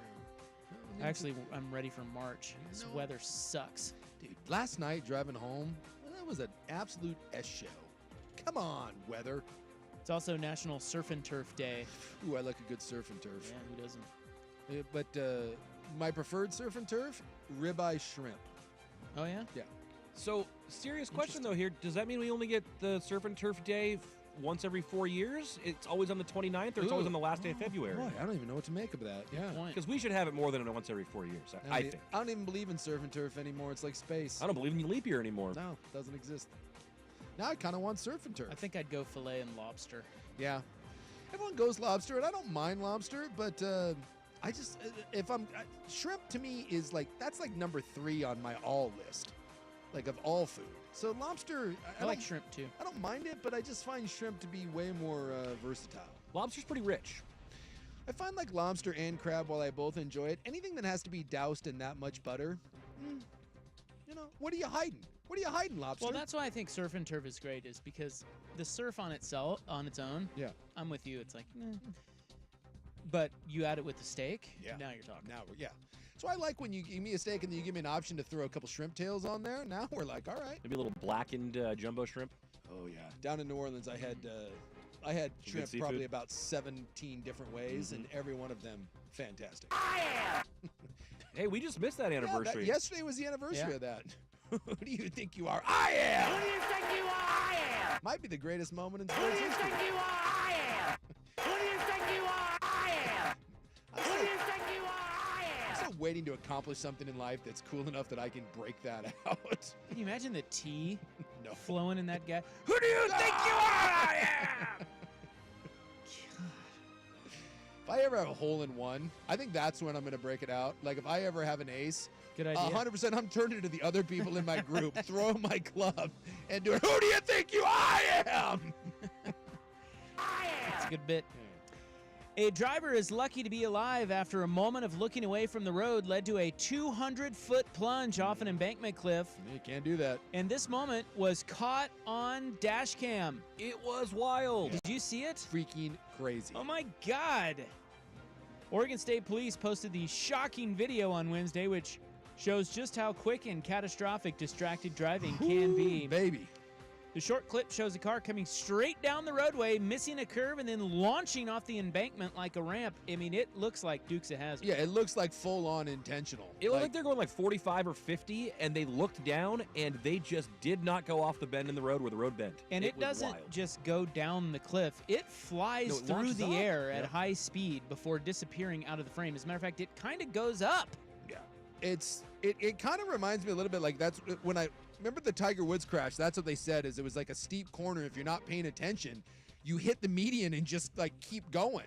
Yeah, like I mean, you think about what that's like. Like if you take your eye off the road and then like there's the curve. There was no attempt.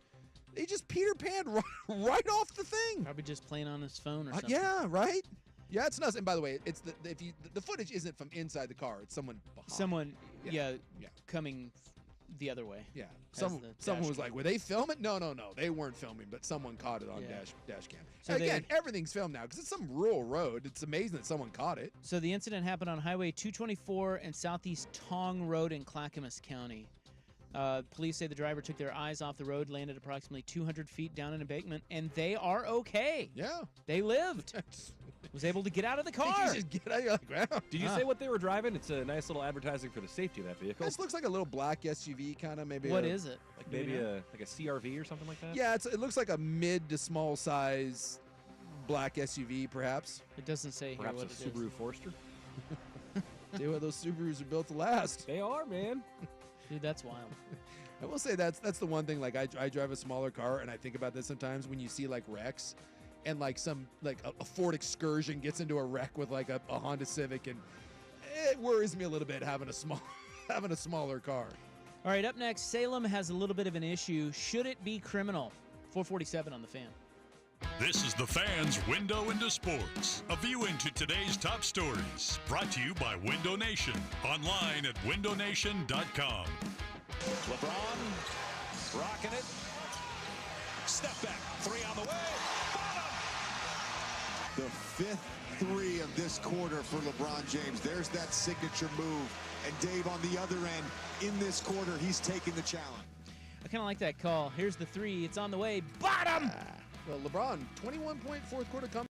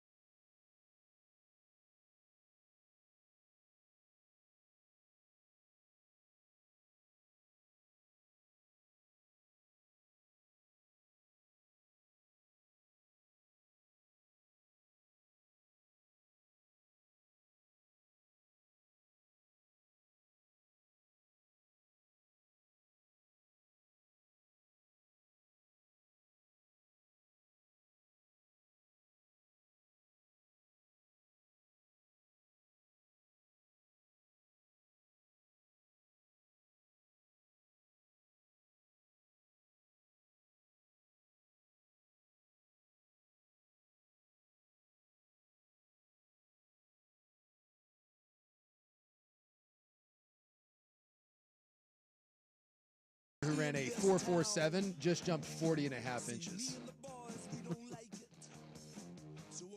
250 plus pounds. Am I supposed to be impressed by this? Yeah. 4.47, 40.5 inch vert. As a Duck fan, I'm kind of hyped for Brandon Dorless, second fastest D lineman today, 4.85. call me when he runs 4.4. Whatever. Well, nice for him. That's moving for a big guy. He weighed in at like 286. Some of these numbers that people put up, I'm just like, holy crap. So Salem has a problem. Yeah. Some say more than one. Well, I don't know if you've been reading about their shoe tossing issue. You know when you see shoes dangling over power lines? Yeah, power lines. No one really knows why people do that. See, I always thought, like, because this happens in Vancouver, I see them, and I always thought that, like, back in the day, it was like a gang thing, like when they killed someone, it was to signify, like, you murdered someone, but I don't think that's the case in Vancouver and Salem. Well, and I'd also heard that it was to basically denote territory, like for drug dealers, and basically like from this street to this street where these shoes are to where these shoes are. Who's throwing away shoes? Shoes are expensive. I don't know. Like, why would you? Right. And dude, like if I throw a pair of Payless, like X-Wings, like is that not as threatening as if I throw a pair of like retro Jordans? Do I have to flex by throwing nice shoes? There are many who believe it's art. Of course. Yeah. Art. That's where we're at. Kind of like Banksy. Well, now in Salem, it's such a problem that they are considering making it criminal mischief. Should that be criminal mischief? To throw is that criminal mischief to you? Is that the same thing as is that like tagging? I don't know. I'm asking you. You tell me. Yeah, I would say so. Look, if you're if you spray paint something, if you litter, it's the same. To me, it's what's littering, because that's the same thing. All you're doing is taking your trash and you're throwing it just skybound. Same thing. Okay. Yeah, quit throwing. I wish we had more penalties for minor stupid things. I really do. I'm not man of the law. Well, it's getting ridiculous. It really is. Where there's no consequences for anything and no one gives a F anymore. And it's just it's stupid. Let's not be surprised if insurrectionists is part of the Law and Order Party. Yeah, that's part and parcel. And I enjoy a little criminal mischief. But guess what? If you get caught, there's penalties to it. I've got restaurant news. This guy says in bigger cities, shoes over power lines can mean drugs are being sold on that street corner. So if I'm looking to score, a lot of meanings. Look upward. I don't know. I don't know what to think about shoes on power lines. I don't know. It happens up at the high school a lot. I've seen it, and I don't understand it. I take my dog for a walk up by the high school a bunch, and I can turn him loose, and he roams around back there. I see there's a pair of shoes up on that stupid line like almost every time. So and I've never been able to buy drugs there, despite my trying. There's a restaurant called Faux Gabo. I don't know. My guess is they sell faux there. It's on Northeast 73rd and Fremont, and they've had to close because of. Well, they have been in a battle, an 18-month sword fight with one neighbor. It's a Vietnamese restaurant. Yeah. And there is one neighbor who doesn't like the smell of it. Really? Yes. Oh, man. Yes. So the owner of the restaurant, his name is Eddie Dong. September of 2022, he gets a notice that his restaurant, and he's got 3 locations. This is just one of his locations. Yeah. It was in violation of zoning code that prohibits odors impacting a nearby residential neighborhood. So he was surprised by that. He'd been there for 5 years, had no complaints. He says he doesn't know who the neighbor is. He or she is listed in the city document simply as calm. So there's just someone there that doesn't like the smell of pho. One person. It's one person. And city inspectors made a dozen visits over the last year and a half, and they detected food smells at every one of them. The odors detected, the inspector wrote that the odors detected smelled like a wok dish. Calm left a voicemail in the evening that odors are still occurring around lunchtime and dinner time. Yeah, delicious it's a odors. restaurant. The smells intensified near the restaurant, but were still easily discernible 5 houses away and across the street. A contractor working on new homes down the street stated they could smell the odors from the restaurant every day. Again, I don't... Okay, so everyone can smell it. Is there a rule saying your restaurant can't emit smells? Well, apparently there is. He had to close. Wow. So I wonder, did he must have opened up there after other people had resided there? Because if you move in next to a restaurant, that's on you, right? Well, again, I'd like to point out that pho is an amazing smell. Like, it's... I get if you're like by maybe a dirty old Chinese restaurant, like you're behind the dumpster, but like inherently those are delicious smells. Not according to this guy, or at least gal. The problem here is that there's really no sort of there's no metric. There's no way to measure like decibels. You can measure.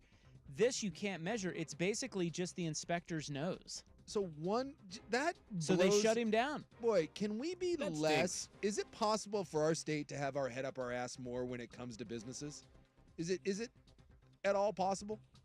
So We're now telling restaurants.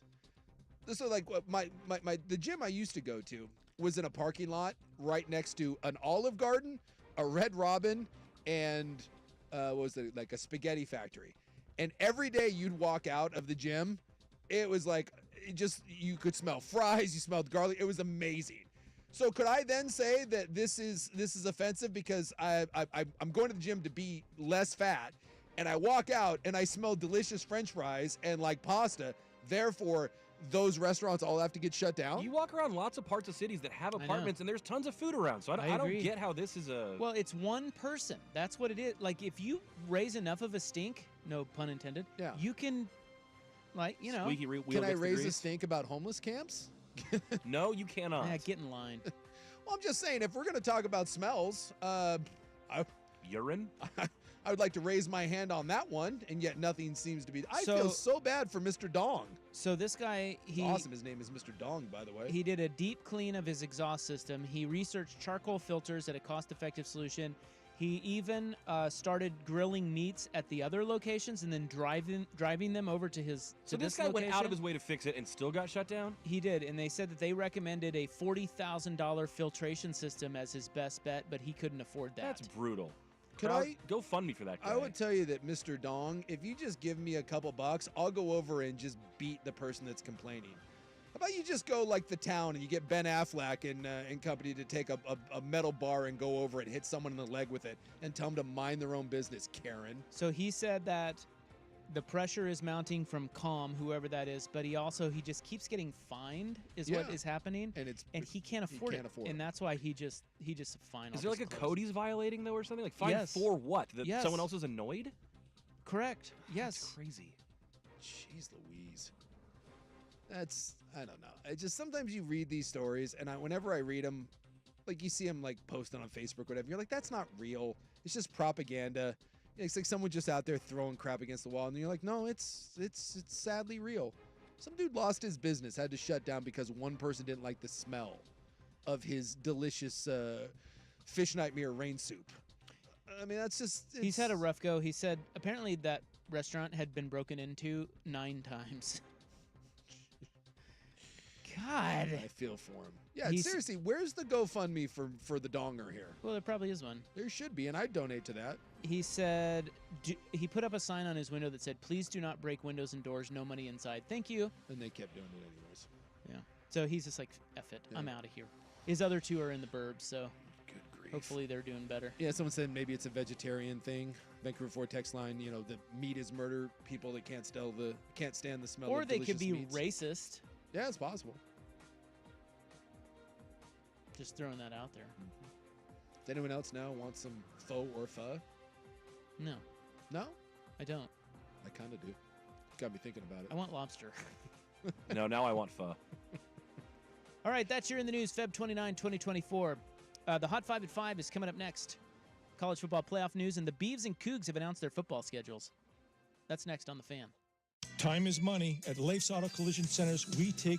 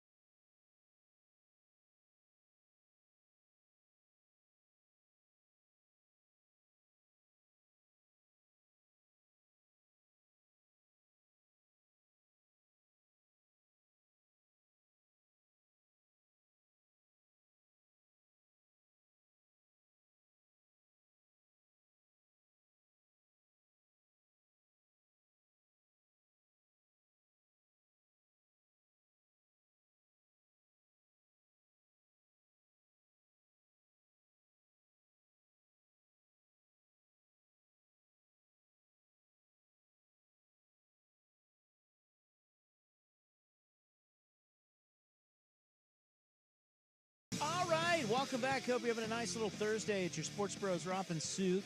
I'm Rop. And Big Sook is right over there. I'm busy investigating Kareem Abdul-Jabbar. Yeah, I saw that. He was trending today.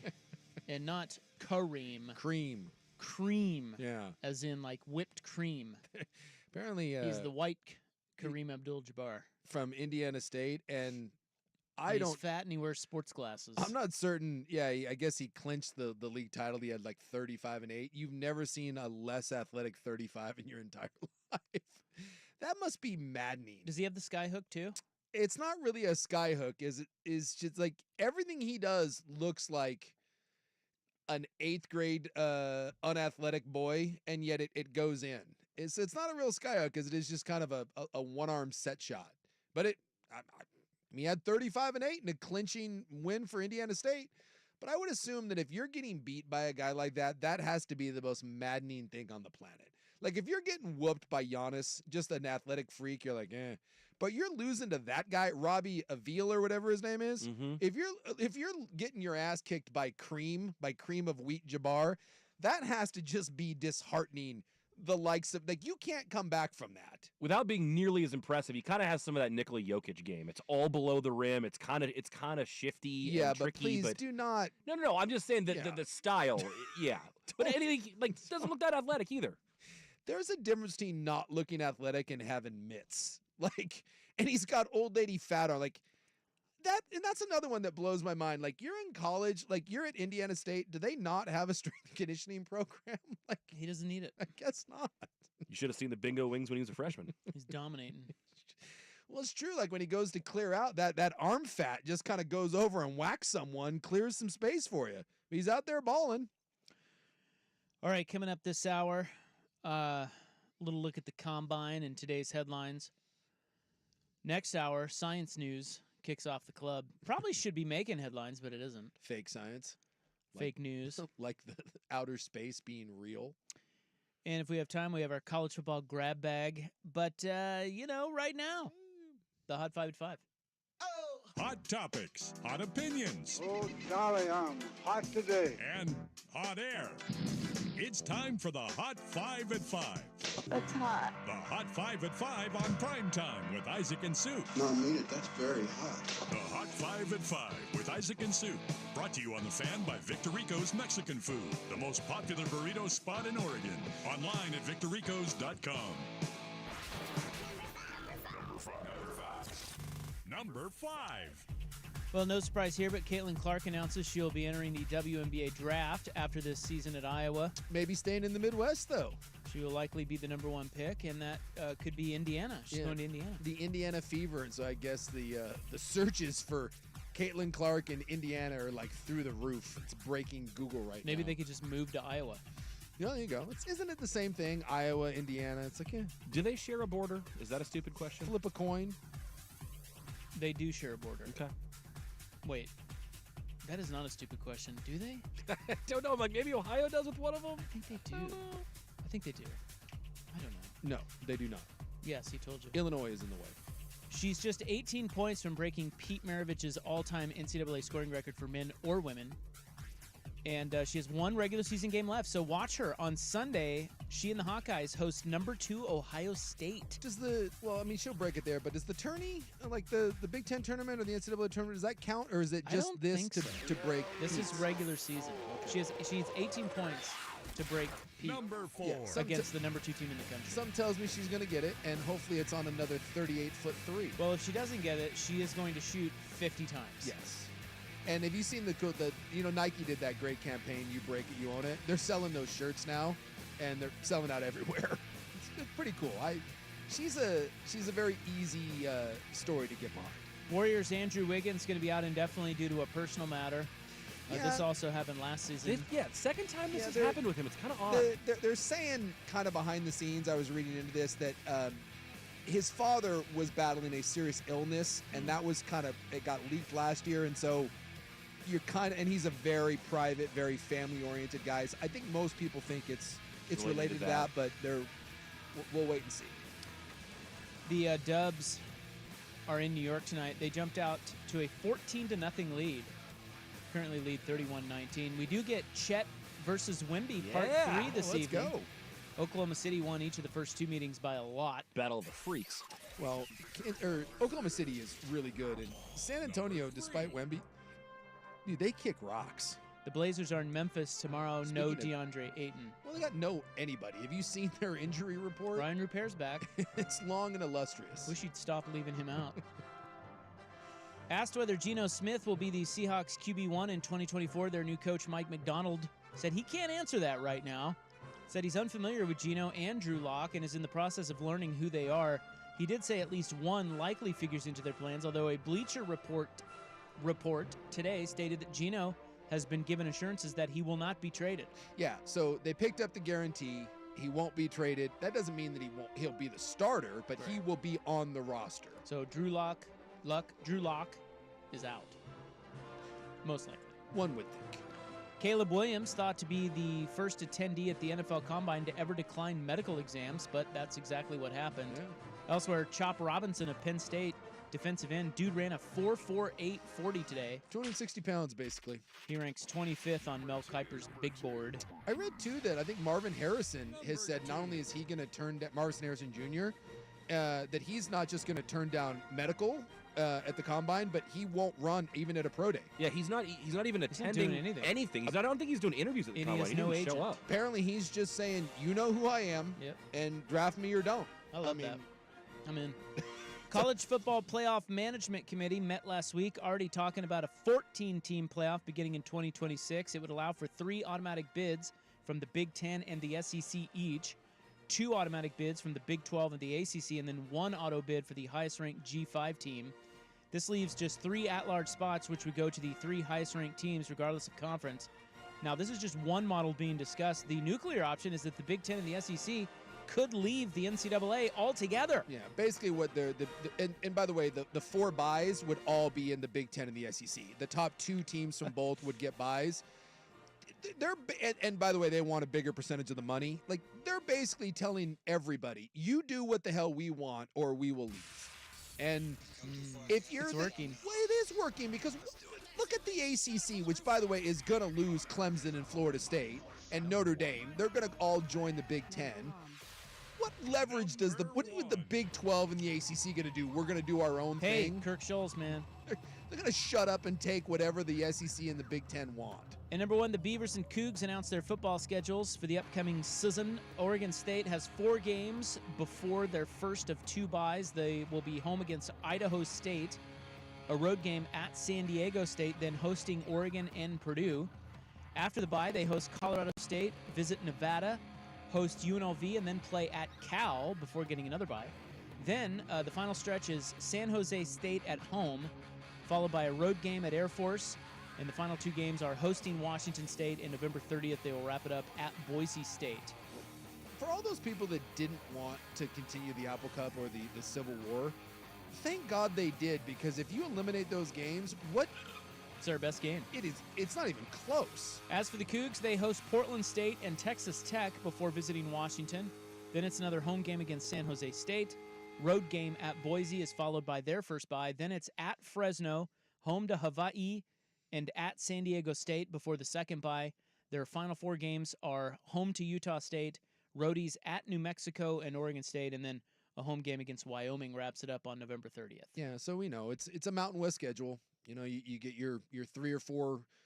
I mean, I guess Washington State and Oregon State are no longer Power 5, but you got a couple Power 5s in there with Purdue and Texas Tech. Obviously, Washington and Oregon being the big games, and then the rest of it is Mountain West. And I'll be interested to see what the attendance is, what the excitement is, especially with Oregon State. I mean, all new coaching staff, all new roster.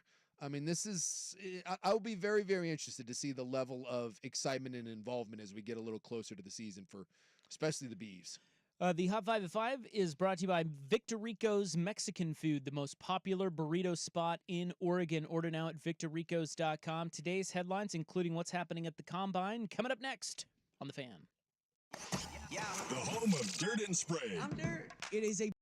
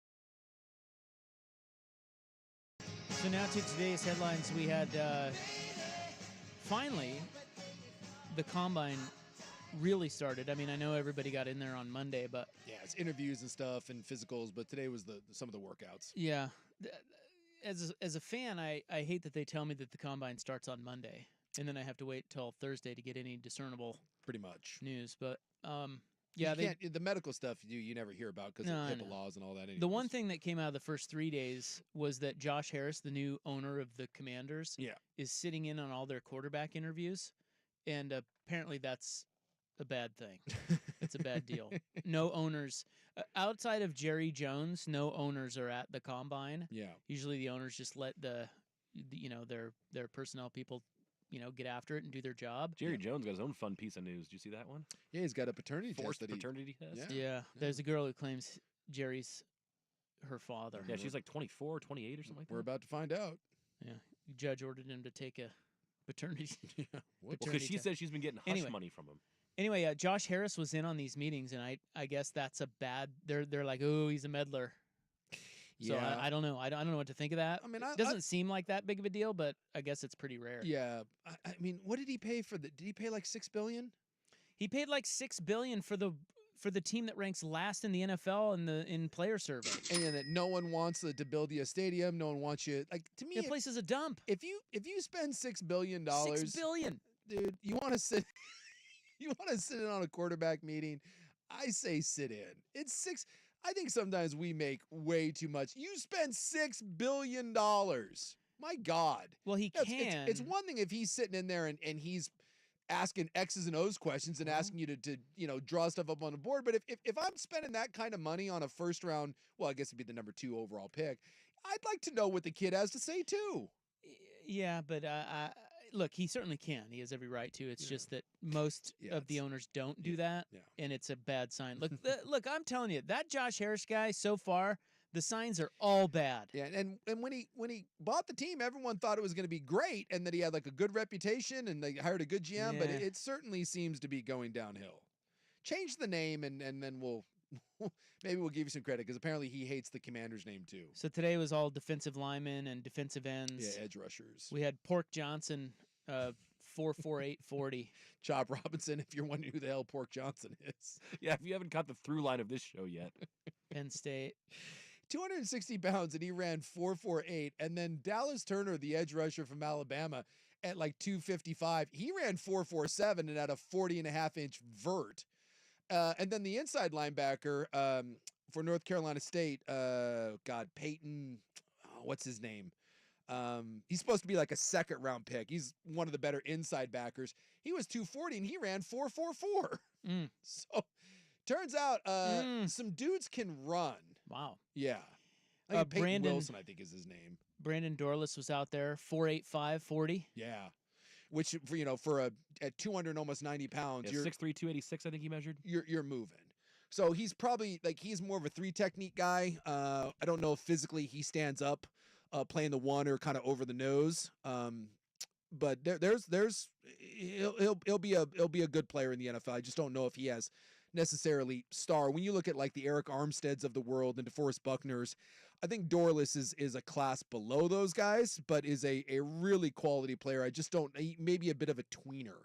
I heard him called exactly that on the coverage today. He's not athletic enough to play out on the edge. And like I said, I don't think he can really play inside, so I think he plays that 3 technique. And by the way, lots of those guys have been very successful in the NFL. Aaron Donald was viewed as this. Now, he's not Aaron Donald, but there is a role for that. I think he fits a specific role in the NFL and maybe not the most versatile guy in the world.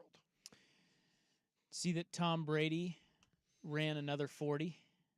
To try to make up for the one that everyone makes fun of him for? Yeah, and it was faster.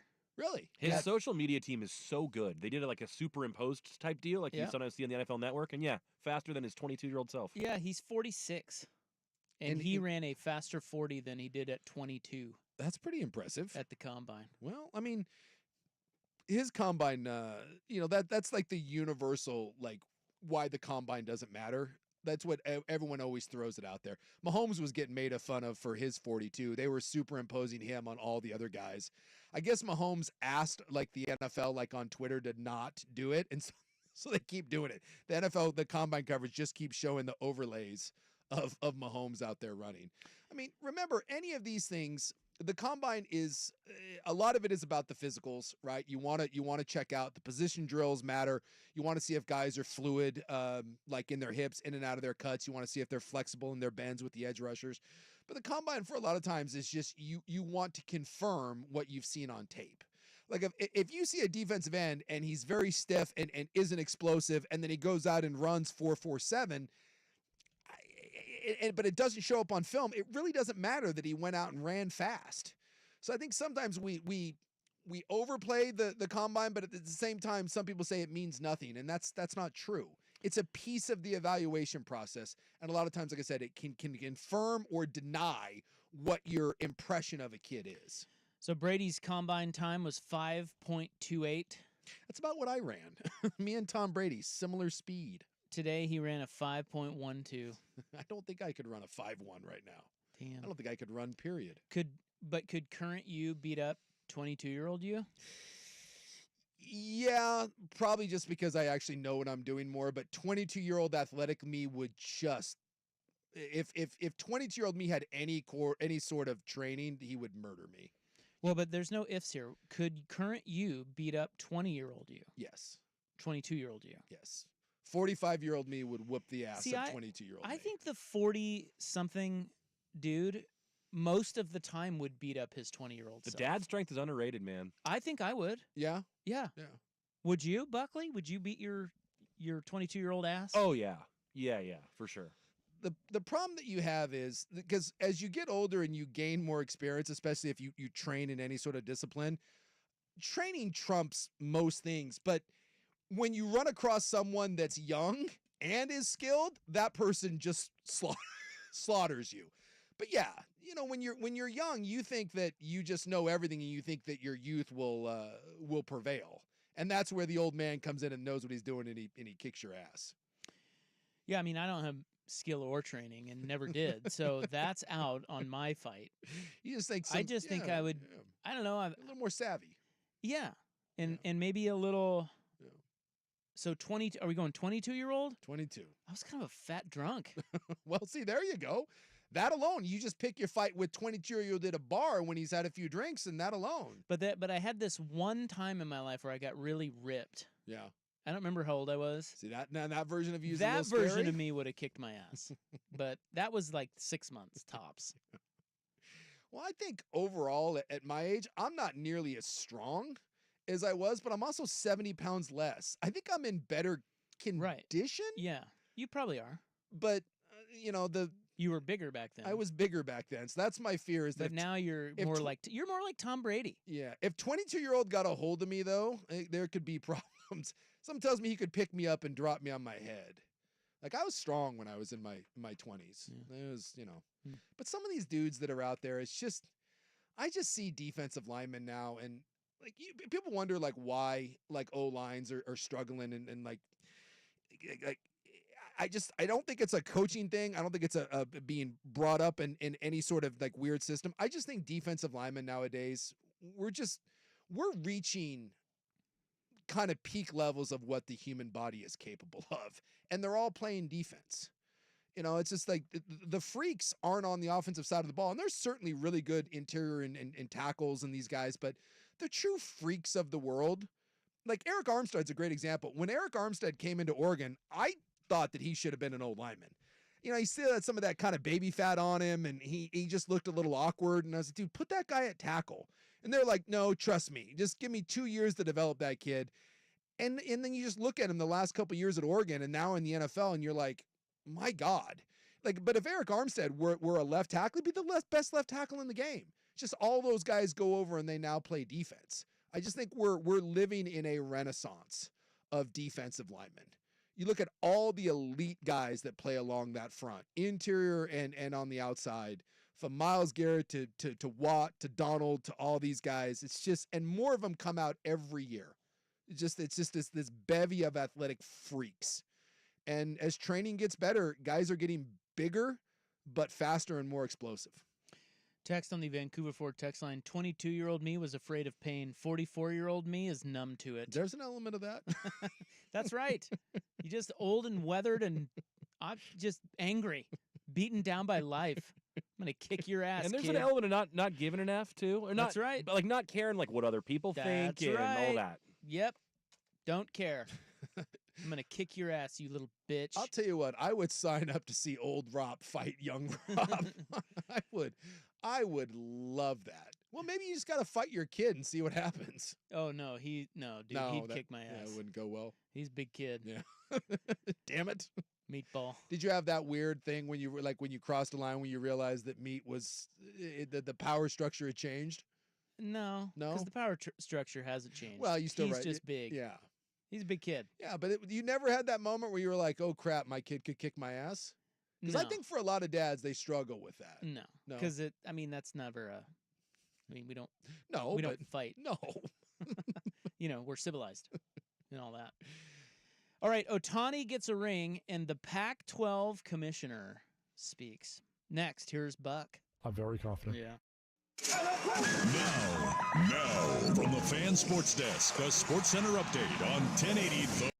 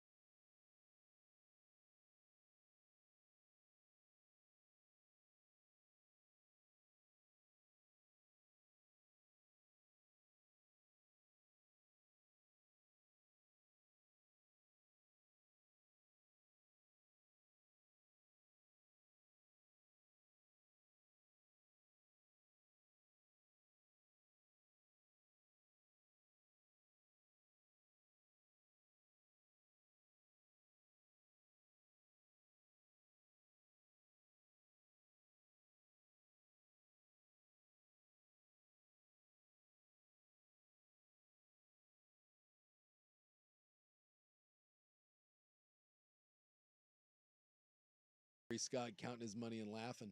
So I don't know who this lady is. This Pac-12 lady. Oh gosh, where did What's she? her name? Oh, and why did they hold a press conference? She said nothing. Well, what is she supposed to say? They got nothing. Well, you're not supposed to hold a press conference if you have nothing to say. How about that? I'm trying to remember where she. Her name is came Teresa from. Gould. Yeah, oh God, I remember. I read her little bio, and now I've already forgot. And Kirk Scholes was on there. Yeah, he's the president of Washington State. Yeah, he comes across as kind of a boob. Well, I feel like he's been kind of the spokesman for the Pac-2, and I think Washington State often comes off as very whiny and bitchy, and Oregon State comes across. I'll give the Beavers credit; they're trying to do look. We're going to continue to we have faith, we believe, we're going to fund this like a Power 12 or a Power 5 program. Washington State often comes off, and I get it, but they come out just as kind of whiny little bitches.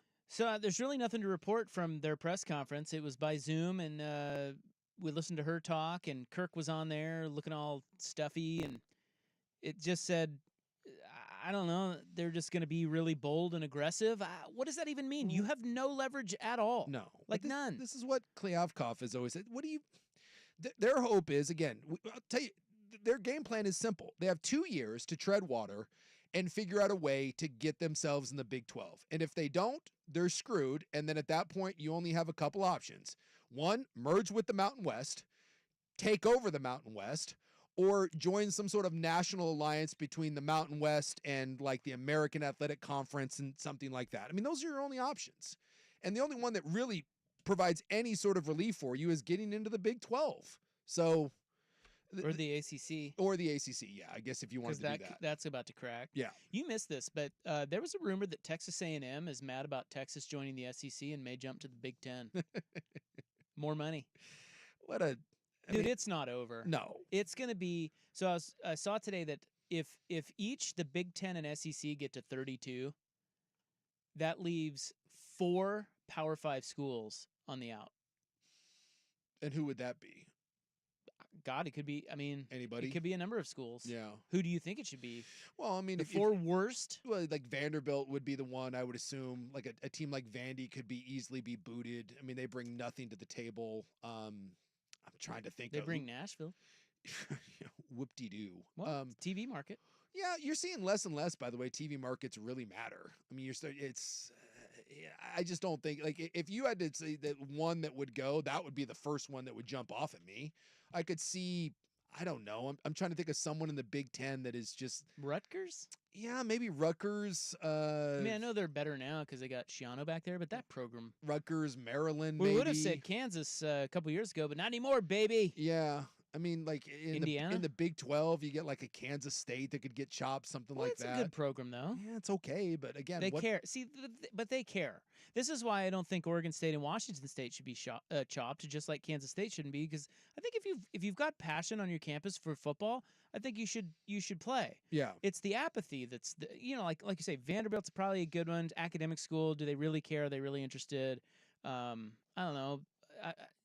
Illinois, does anybody care at Illinois about football at all? Well, I mean, Bielema has done a nice job there, and they put guys in the NFL. But again, I'm talking about the want to, the passion. Yeah. Is there a lot of people behind it? Probably not. But I mean, you could say a school like Cal. Ooh, there you go. That's a good one. Or Cal or Stanford. When Andrew Luck was there and Stanford was good, he talked about that people didn't care. By the way, I looked up, Gould she was the Pac-12 deputy commissioner. She's been there since 2018. Oh, she's okay. So they're just she worked under George. She worked under, and they thought that was She worked under George and probably under Larry. They thought that was the best person to promote. Well, who else is taking that job? Well, I thought they were talking to Oliver Luck. Right? Wasn't he helping him out? Supposedly he was what do they call it? Like a advisory guy, but. They need to fire all of those people. Would you want? Well, there's only 2 people anymore. Well, Scholes needs to go. I don't know why Scott Barnes has a job. I don't know who this lady is. Why is Yogi Roth on the call? Why are you even having a call? Boyd's ass! You piece of garbage! They need to go about their business quietly behind the scenes. Kirk Scholes said it. Yeah. He said, "Look, we can't bust in there thinking we have all this leverage. No. We have to just keep this. We have to keep the dialogue going. We have to stay in the conversation. We have to be at the table, and we have to keep gently nudging that, hey, we're still here. That they have nothing. He's basically groveling at this point. Yes. So why are you holding press conferences telling us that you're groveling at this point? Well, and that's why, like, because they had to vote unanimously to approve the next 2 years of the playoff model, and some people thought that there could be a monkey in the whole thing with Washington State and Oregon State. That why would they vote? And basically, they had to vote yes, because if they didn't, then no one would ever give them any sort of consideration. Which is to your point, where there is no leverage. It doesn't exist. I don't know, man. He's right. All they need to do is sit and wait and see if one of these leagues gets a couple spots. Yeah. Because realignment is not over, and then just hopefully you get a lifeline. Yeah. By the way, I looked up like year to year over the last 10 years who have been the worst Power 5 programs. Colorado is there now, obviously with Dion, but Rutgers is there, Indiana is there, Boston College is there, Vanderbilt is there. Ooh, good one, Boston College. Virginia is there, Stanford is there, Cal is there, Virginia. Northwestern is there. Georgia Tech is another one that has a decent history, but Georgia Tech. All of those are good. Well, and some of these, by the way, all have a common denominator in that they're academic schools and they're hard to get into. Georgia Tech sneaky. We talked about it. They say that Georgia Tech is actually maybe the hardest Power 5 program to exist as an athlete, because like at places like Stanford or Cal, if you get in, there's liberal arts programs that they can, dink you off into and just like, here, just shut up and go over here and take some entry-level classes. At Georgia Tech, you have to take engineering. Like engineering school, yeah. You have to take You can't fake it. You can't fake it. So they say that getting into Georgia Tech is one thing. Staying at Georgia Tech is an entirely different one. And it's a sneaky tough program to win at. And again, is the commitment there because the state of Georgia has another team. Actually, they have a couple. Oh, boot 'em. But yeah, that may be one that Georgia Tech, Vandy, Rutgers, and Boston College or Indiana. Yeah, just chop them. Get rid of them. Well, no one cares even on those campuses. No, and that's the tough part for like the Washington States and the Oregon States of the world is seeing teams like that get a spot at the table. Meanwhile, you're you're out there doing God knows what. Wake Forest would be another one. We don't need Wake Forest football. Get out of here. Hey, Shohei Ohtani got a ring today. Did you see that? I did see that. Well, not today, but he's not going to talk about it. But dude, imagine how private that guy has to be that no one knew this. Yeah. So I guess he got married over the offseason. Yeah, he had like a cryptic post about it where he talked about his dog and then was like, oh, wait, there's two of us. So yeah, he's married, but he says that he wants everyone to respect his privacy. No one talk about it. We don't know a name. And yeah, fiercely private. He said she's just a regular Japanese woman. Yeah. And he met her like 3 or 4 years ago, and that's it. I just think about like when he said that, I think about the Princess Bride. She was common like you, but she is common no more. Princess Buttercup. I guarantee, I wonder if the Japanese press actually respects that, because, in the U.S., we'd find out about it in like 6 seconds. The fact that they met 3 or 4 years ago and have been together and no one has really even known if he has a significant other is no one knew that. Indication that they do respect that. Never filmed or anything? Like, really, that's really...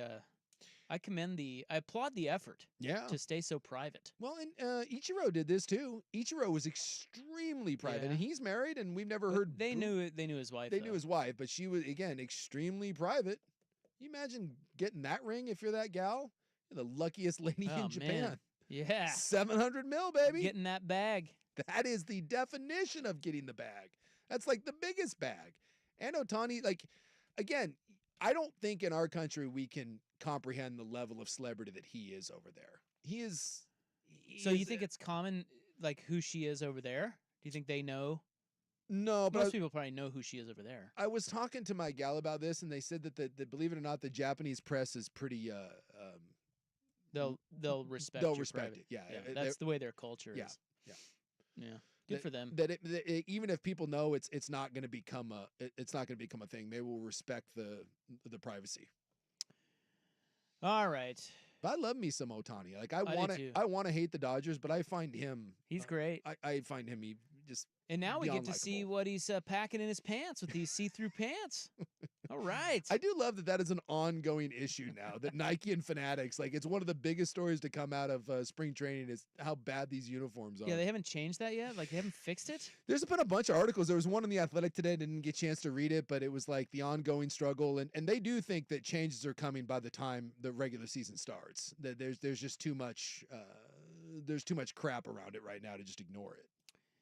All right. Well, what's next? I don't think we have time to get to our college football Thursday grab bag. So what I'm going to do, Jace, is I'm going to change that to read college football Friday grab bag. I like it. That'll be coming tomorrow.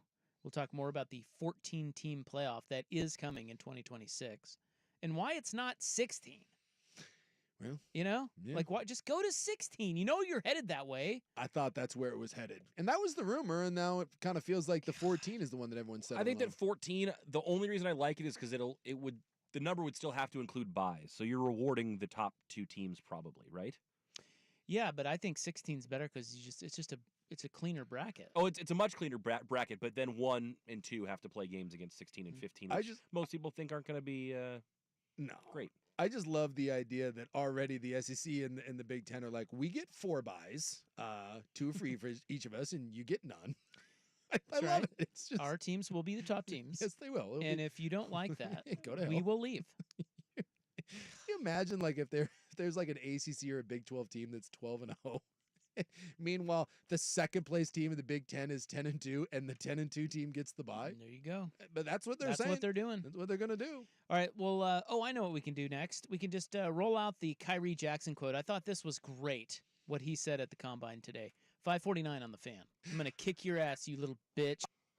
It's time for a Ducks Report, the inside story on Oregon athletics. Brought to you by Mods PDX. The future of building is here. Brandon Dorless, a little bit of a tweener. Kind of wondering, is he going to play outside? Is he going to play inside? That's a great 10 split for somebody who's on the interior and a great 40 time. Well, there's a big guy running on TV. You just heard that. And someone commenting on it. Who was that running? It was Dorless. Oh. I didn't Well, it's the catch Ducks report, man. Oh, yeah. Well, it could have been other Ducks running. I don't know. Dorless, by the way, fast. Well, it for was a big only guy. defensive linemen today, right? Defensive linemen and the edge rushers and the linebackers. So. Well, they don't have any more there, do they, besides Dorless?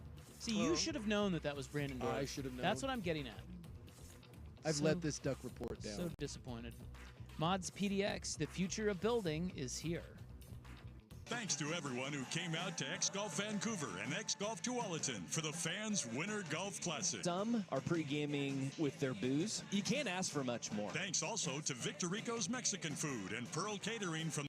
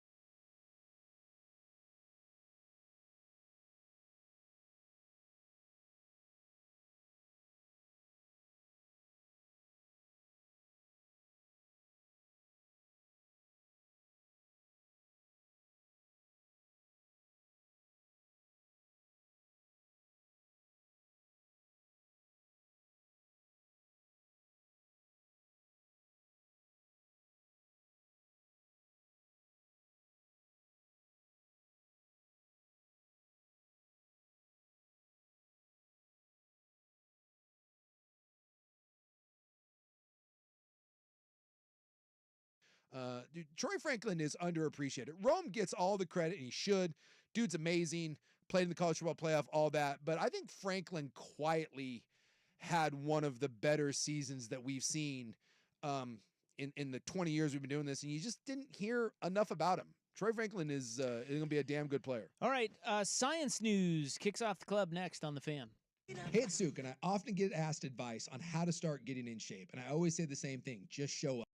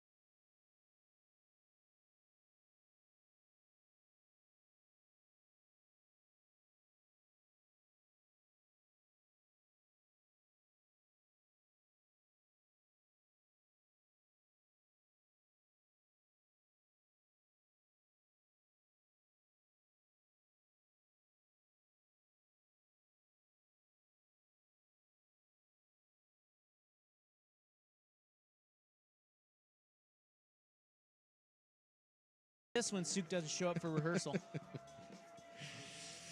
see the abuse that I take? It's unbelievable. It's ridiculous. Sometimes I show up with black eyes. Well, look, man, if you're being battered by your girlfriend, you should seek help. No, I told you. I fell downstairs or ran into a door. I don't know. Something happened. There are tools for you. I will say that when something goes awry and she gets angry at me, she often tells me and uses the line, and this is a quote that I am not making up, you made me do that.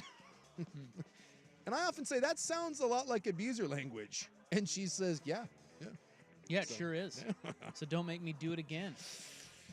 Just saying, I show up with an awful lot of black eyes, and, I... Shut up. Don't know what to tell you. So you refuse to talk about it? I can't. Sorry, guys. Things happen. I don't. But I do love when people are like, is that a black? Yeah, it's a black guy. What do you think? You painted it on there?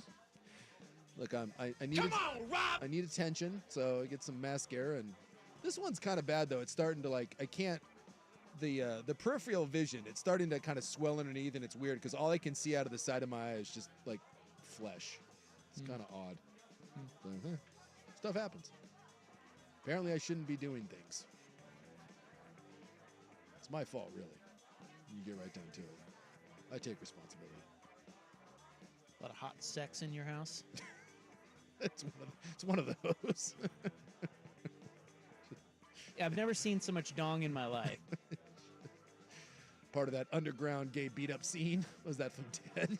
Is that a thing?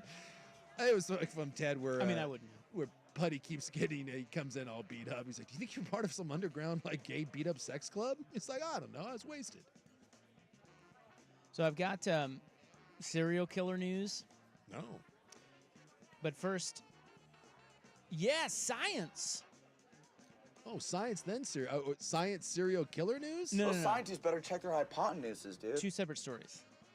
Serial killer news will be in a moment. Because wasn't the Unabomber, wasn't he a scientist? He was a serial killer. Well, he was a professor. Was he a scientist? Was he a serial killer? Yeah, he killed more than one person. I think you just have to kill two to be a serial killer, right? Two separate incidents? Like, if you kill two, are you a serial killer? Or is that like, I don't think so. No?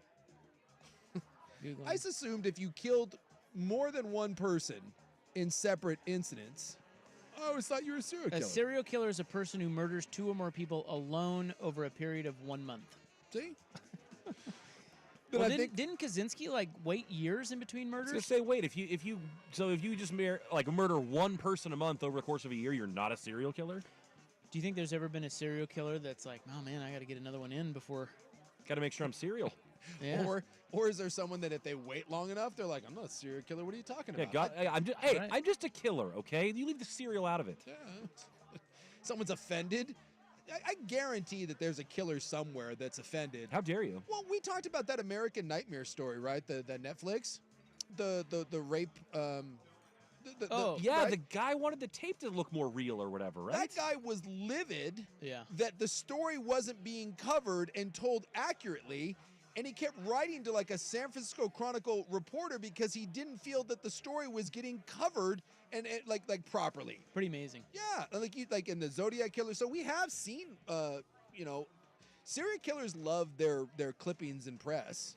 And so, yeah, that's been a thing. Well, I'll just give you serial killer news now since we've kind of gotten onto the topic. Went down that road. So the guy's name is Thomas Eugene Creech, because you can't be a serial killer without three names. Gotta have three names. All three of your names. They had to halt his execution. Oh, is this the one that they botched it, right? Medical team members repeatedly failed to find a vein where they could establish an intravenous line to carry out lethal injection. Yeah, I heard something about that. I didn't know who it was, but I heard that, they botched it. 73-year-old dude. He's been in prison a half a century. He's convicted of 5 murders in 3 states. He's suspected of several more. He was already serving a life term when he beat a fellow inmate to death. That was back in 1981. So he's the longest standing death row inmate. Or he's been waiting the longest. Yeah. By the way, I don't understand why that takes so long. Sorry, longest serving. I don't either. Yeah, it's not like they have such a long line that they're doing so many deaths every day that they can't get to it. I understand the appeal process, but man, when you Clearly you did it. You admitted to doing it. You killed someone else while you're in prison. What are we doing? And I also read that the death warrant expired. Now, I don't know what that means, but does that mean they can't kill him anymore? Well, because it was like scheduled and you only have so much time to do it. I do believe that if they botch your execution, then that's you don't get out of jail, but they can't if they attempt to kill you and they fail, I don't think they can go back and do it again. Then I wonder how far down the road they have to go, because if they couldn't find a vein to put a needle in, maybe that's not considered botched. They just couldn't go through with any of it. But if they started sticking the needle and they couldn't get it, then maybe it counts. I don't know. He's one of the longest-serving death row inmates in the U.S. He was wheeled into the execution chamber at the Idaho Maximum Security Institution on a gurney at 10 a.m. 3 medical team members tried 8 times to establish an IV. That is unbelievable. How do you not... He has no blood? Really? So this was actually my mom's nursing specialty for a while. She worked on the lines team in a hospital, and she would float around to all different departments when they had a difficult IV stick. So there are a couple of things it can be. It is hard. Does it have to be? Because I remember once, sometimes. I would get dehydrated during games, and a lot of times afterwards I would take IVs, and they couldn't find one in my arm, but they would use one in my hand or toes. Occasionally I saw one go in someone's forehead. You can find a vein. You should be able to, but maybe depending on what they're putting in there, they need a specific, they need one large enough to carry it or something like that. But I know that there's a whole bunch of different factors. Blood circulation's one, color of skin, tattoos can be a thing. Former drug abuse can be a thing. All reasons they have difficulty finding it. Could murder be a thing? Maybe so. Well, you're smart, because if you get super dehydrated, it's hard to find one. So if you know that you're about to go down, stop drinking, get dehydrated. So they said in some cases they couldn't access a vein, and in others they could, but had concerns about the vein quality. So they did. So that's weird. Yeah, well, I guess that's one of those things that you can have a blowout because you have to put in several chemicals. So I guess if you have one blow out, then that wrecks the. So did they? It's got to be basically stable enough. So to did do they it. punt while knowing that they could go back and kill him? Whereas if the line blows out, then they can't. Is there some sort of weird line of demarcation? I think they have to still adhere to the same types of doctorly ethics, I guess. Is that a word? You can't. Yeah, it's a it's a word. I like doctorlifics. Ooh, not doctorly. Have you read your doctorlifics? I have not. So I read that his attorney is claiming that this is a failed execution, and that that they should not be able to do it again. The state is saying that they can file another death warrant, even though this one expired. So, but the attorney says that they're prepared to keep fighting for his life, and they're going to try to go for the U.S. Supreme Court, although the Supreme Court denied their last appeal. So they attempted sights in his arms, legs, hands, and feet. There you go. At one point, a medical team member left to gather more supplies, but the warden called it off at 10:58. It was an hour. He was an hour in there. Jeez. An hour. Well, I mean, what else? This is my thing.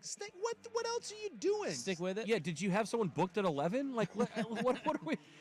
Just let's take our time here, figure it out, and go on through with it. This is why you need to have other things like the lethal injection. We got to have some other all right, the lethal injection didn't work, and we just this was in Idaho, right? Yeah. Why can't we just firing squad? People love guns there. Utah has the firing squad. Yeah. In fact, I had a buddy. I'm pretty sure that'll work. I had a buddy of mine whose father was part of the first firing squad execution in Utah in 50 years. Whoa. Yeah. We don't know if he fired the bullet or not because they got they all don't know, right? Isn't that part of the thing? Yeah, I forget how many were, but they lined up a bunch of people, and there was, I think 2 of them had bullets, and the rest of them had blanks, and so you don't know, and you all line up and fire. So I always wondered, I was like, hey, come on. He was like, I don't know. I think he knew. So the execution team was made up entirely of volunteers. Yeah. How does that work? Those tasked with inserting the IVs and administering the lethal drug had medical training, but their identities were kept secret. They wore white-style face coverings and navy scrub caps to conceal their faces. Yeah, it's a whole thing. They don't want anyone to know, and you're not, and no one's supposed to know if you're the one that's right. doing the actual execution. Well, I mean. So I guess we're going to find out whether or not he gets another crack at this. The article I read did say that they think that this will not be considered cruel and unusual, and that they will probably get another round of this. So, at 73, I don't know what I think of it. I mean, look, he's on death row. Yeah. Although, there have been plenty of people that have been exonerated off of death row. Yeah, but he didn't. No. Why would he be didn't. exonerated? He did it all. Exactly. And that's my point. Like, there's some people, like, under sketchy circumstances, but that's why I think there's got to be there's got to be levels of this. Or do you say, all right, look, we couldn't take you out. Next guy up. The next guy on death row is like, no, wait. Take him out. Give it another shot. Yeah, I don't know how all that works. And like I said, it's 73. How long has he been? When was he convicted? Oh, way back in the 70s. Yeah. So, I mean, you wonder if like, do you want to die? 1974. Like, do you like your life? Are you ready to go at that point? I don't know. He probably did. Well, obviously he's still hiring attorneys, so I guess, he wants to fight. He's not ready to go yet. I mean, I go back and forth on the whole death penalty thing because I know that we have executed innocent people, but I also don't like the idea of stone cold killers just getting to live life for decades. Yeah, but what if it's a bad life? I don't know. Then we should just be giving him life in prison. But if we're sentencing him to death, yeah, don't let him play out the string. That's my thing. You sentence him to death, and we determine that this is what we're doing. Let's have some gumption and finish it. Because like California never executes anybody. Some of those people have been on death row forever. Like Charlie Manson, he was on death row forever and he eventually died.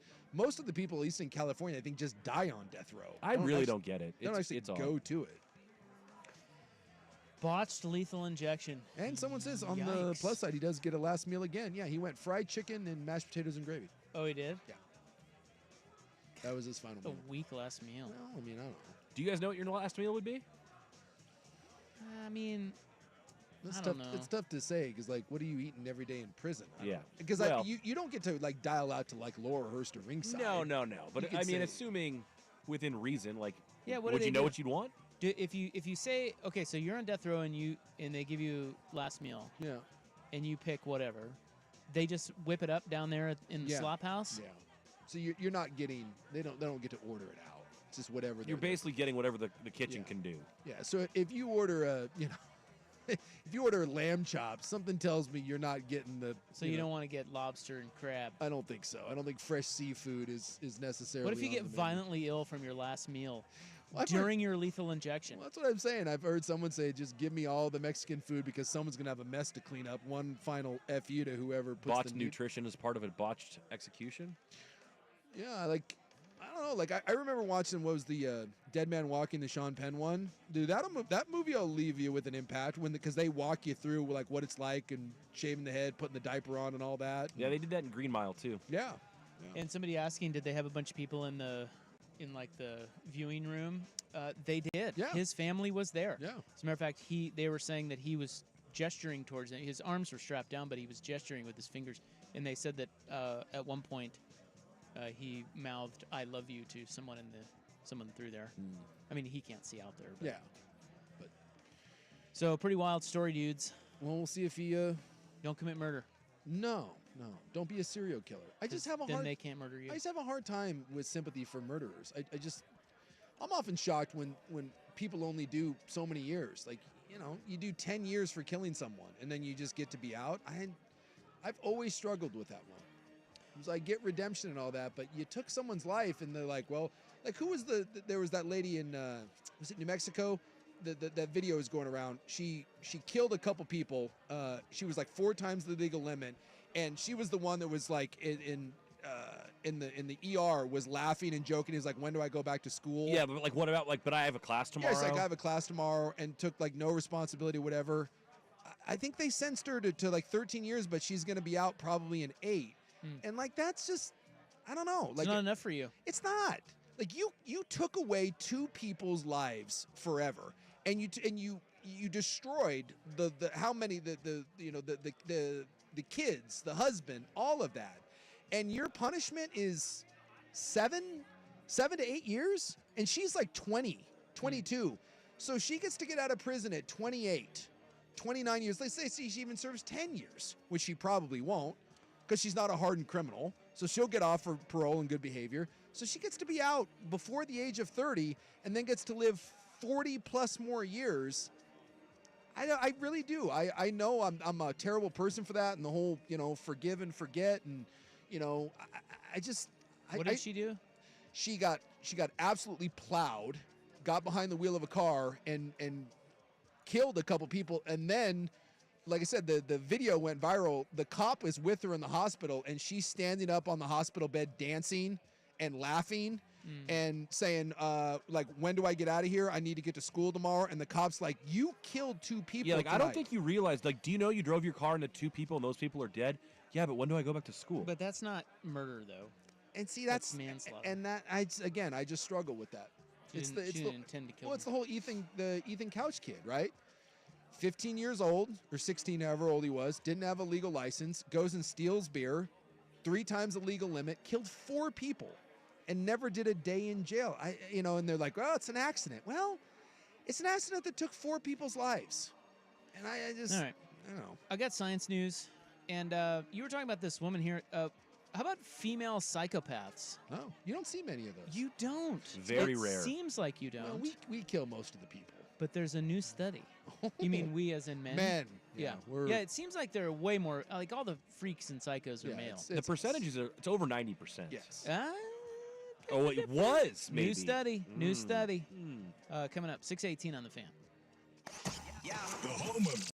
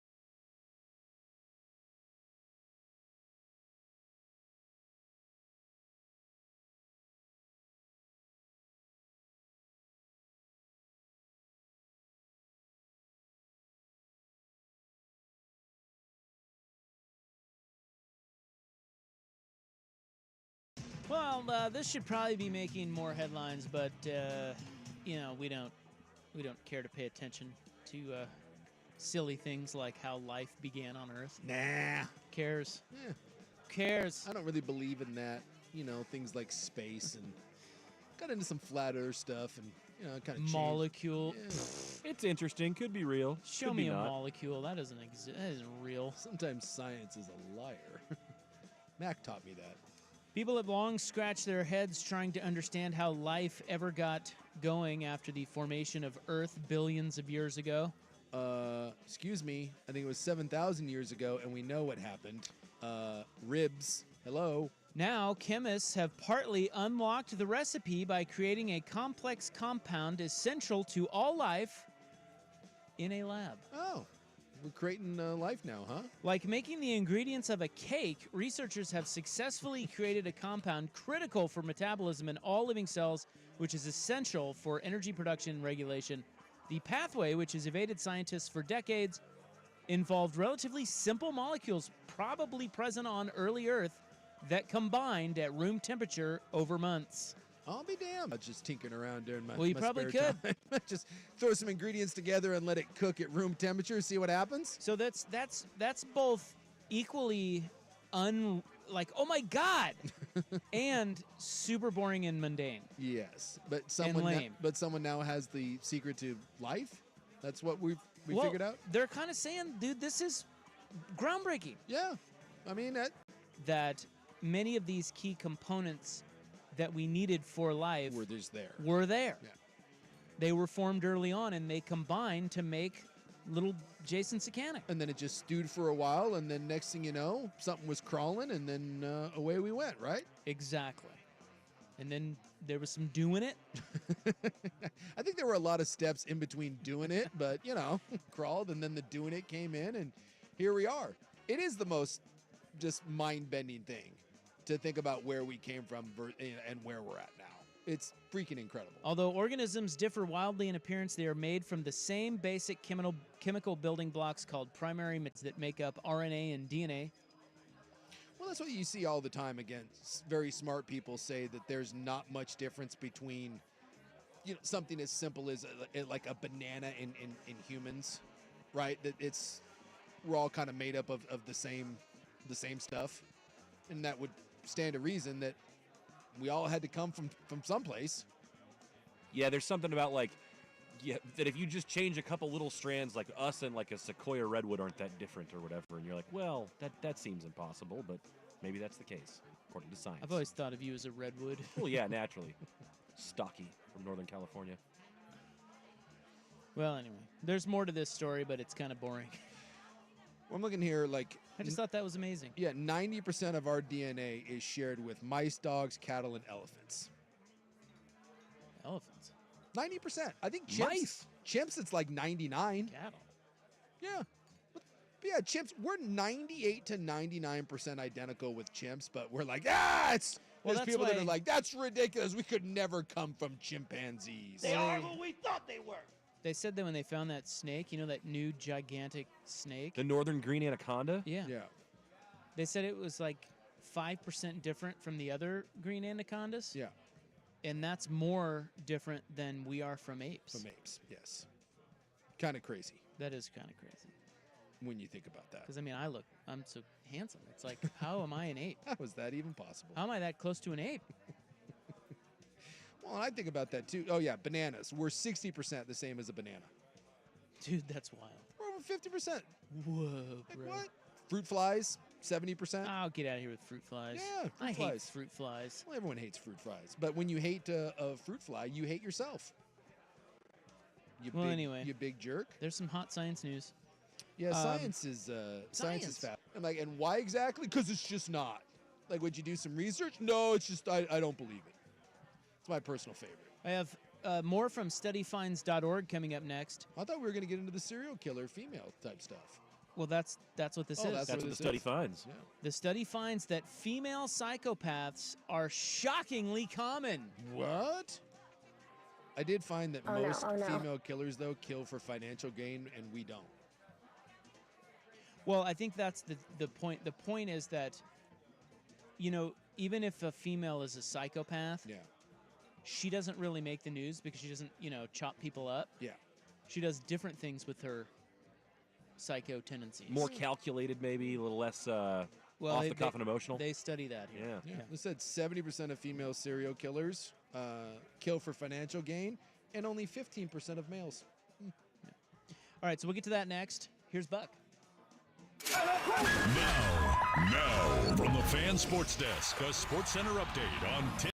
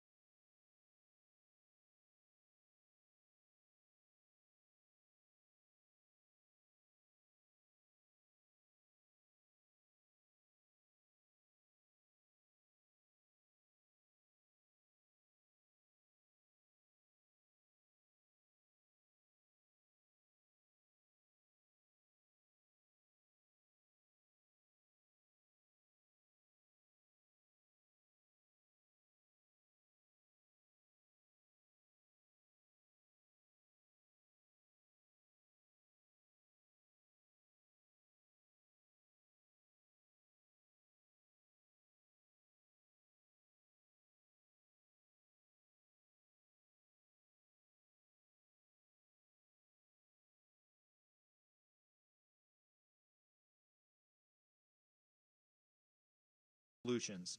Our new technology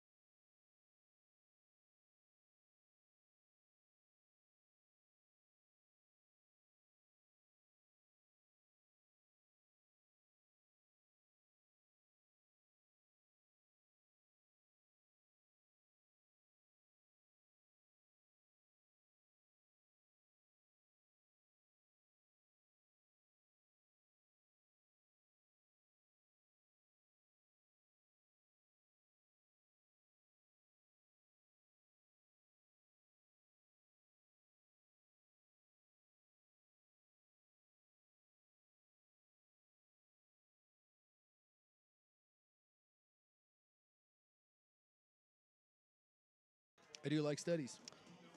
And this one I thought was interesting. It reads, most depictions and popular examples of psychopaths in the media are male.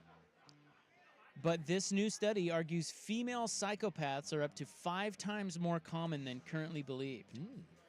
Dr. Clive Body is an expert.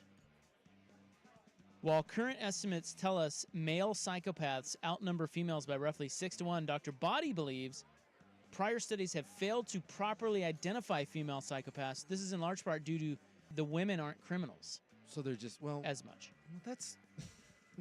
Who cares if you're a psychopath if you're not killing anyone? Then you're just a crazy person. Right? I mean... Well, I mean, technically, yeah, but wouldn't you want to know if your wife's a psycho? I guess you probably would What is know. the definition of a... Because I know, like, a sociopath. What's the of an actual psychopath? He says the characteristics of female psychopaths are quite different from males. He also noted gender bias plays a role in underreporting as society tends to ignore perceived male traits when they're displayed by women. Yeah, they said a psychopath is just a person affected by a chronic mental disorder with abnormal or violent social behavior. Yeah. Yeah, that, I mean... Yeah. Look, I've known plenty of those. It doesn't mean that you're actually a killer. Someone would probably be all mad at me because women can do anything men can do. Is there an element, too, that women, it's just harder for women to kill than it is men? Because most of the time that men kill women, like, look, I'm not trying to be, like, dark or funny in any way here, but, like, you see it, like a woman's jogging in the park and a dude just jumps out, grabs her, and he strangles her. Or sexually assaults her and strangles her. Women can't do that. Was that inappropriate? That was mildly inappropriate. Sorry. I was waiting for the inappropriate woo.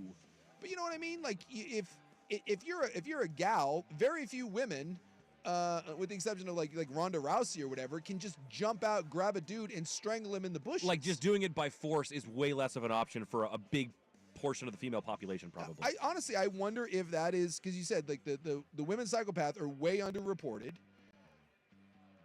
I wonder if there's an element of it's just harder for women to kill. The other thing they're saying here is that on the text line is that women do a lot more poisoning, and then it ends up looking natural. It's like it's plotted. It's plotted, calculated. According to the latest research, the real ratio of male to female psychopaths may be roughly 1.2 to 1, or up to 5 times higher than previously estimated.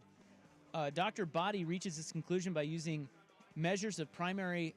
Is it psychopathy? Psychopathy? I don't know. We'll go with one of those. Anybody? I'm not stepping out on that ledge. Psychopathy sounds better, but psychopathy... I think it's psychopathy. Or excluding psychopaths' antisocial behavior characteristics and instead concentrating on its core elements. The research pertains to psychopaths and how they operate in high-achieving roles in workplaces.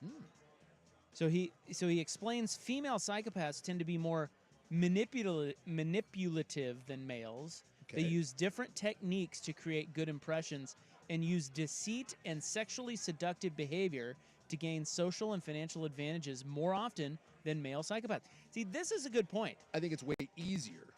Well, you're kind of saying the same things. Yeah. He's just saying women are just as much psychopaths as men, but they use it in different. They use it in female ways. So follow me on this. It's the same thing you were just saying. It's the exact same thing. It's just like, so we, like for example, like I want to be a psychopath, right? I'm gonna be a psychopath. I can't use my sexual charms to climb my way up the Odyssey ladder. It's not like I can just. Well, you could. I think it's a little harder for me to seduce the higher We up. have a female GM. And start working and my we way. have a female regional, or no, our regional's male, but he's gay. Well, see again. Oh wait, is he gay? How long would it take me I need to retract that. sexually climb and manipulate my way to the top versus how long would it take me if you told me that I just had to kill the higher ups? So I'm using what I have been given. That's now, if you make me a gal, again, way harder for her to strangle people, but her manipulate, use the sexual prowess, work your way up, stab some people in the back, figuratively. I like where we're going with this. So he says people generally attribute psychopathic characteristics to males rather than to females. So even when females display some of the key traits associated with we this, don't think about such as being insincere, deceitful, antagonistic, unempathetic, and lacking in emotional depth. Because these are seen as male characteristics, they may not be labeled as much, even when they should be. Also, female psychopaths tend to use words rather than violence to achieve their aims, differing from how male psychopaths tend to operate. If female psychopathy expresses differently than measures designed to capture and identify male criminal psychopaths, may be inadequate. I like it. At identifying female non-criminal psychopaths. Because we all know that when you get into an argument, this guy is onto something. Nothing cuts harder than a woman. A woman knows where to go. Dude, they are diabolical. Yes. And then a man is just like, well, we just strangle you.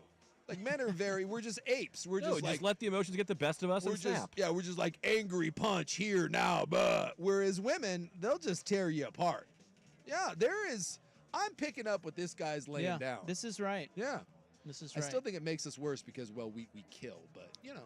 We use our brawn. Yeah. Maybe it's just an evolutionary sort of thing. We should kill with words more. We should. That's how you end up with black guys at my house, though, so just be careful with that. Well, she can't kill you. Well, I guess she can. She probably could. She does make most of the meals. Which, again, goes back to that guy. The woman serial killer has to be more cunning and crafty. Work the poison and those sorts of angles. Yep. You know, whereas men, we just invite you camping and then shove you off a cliff somewhere. Hey, will you help me with this couch?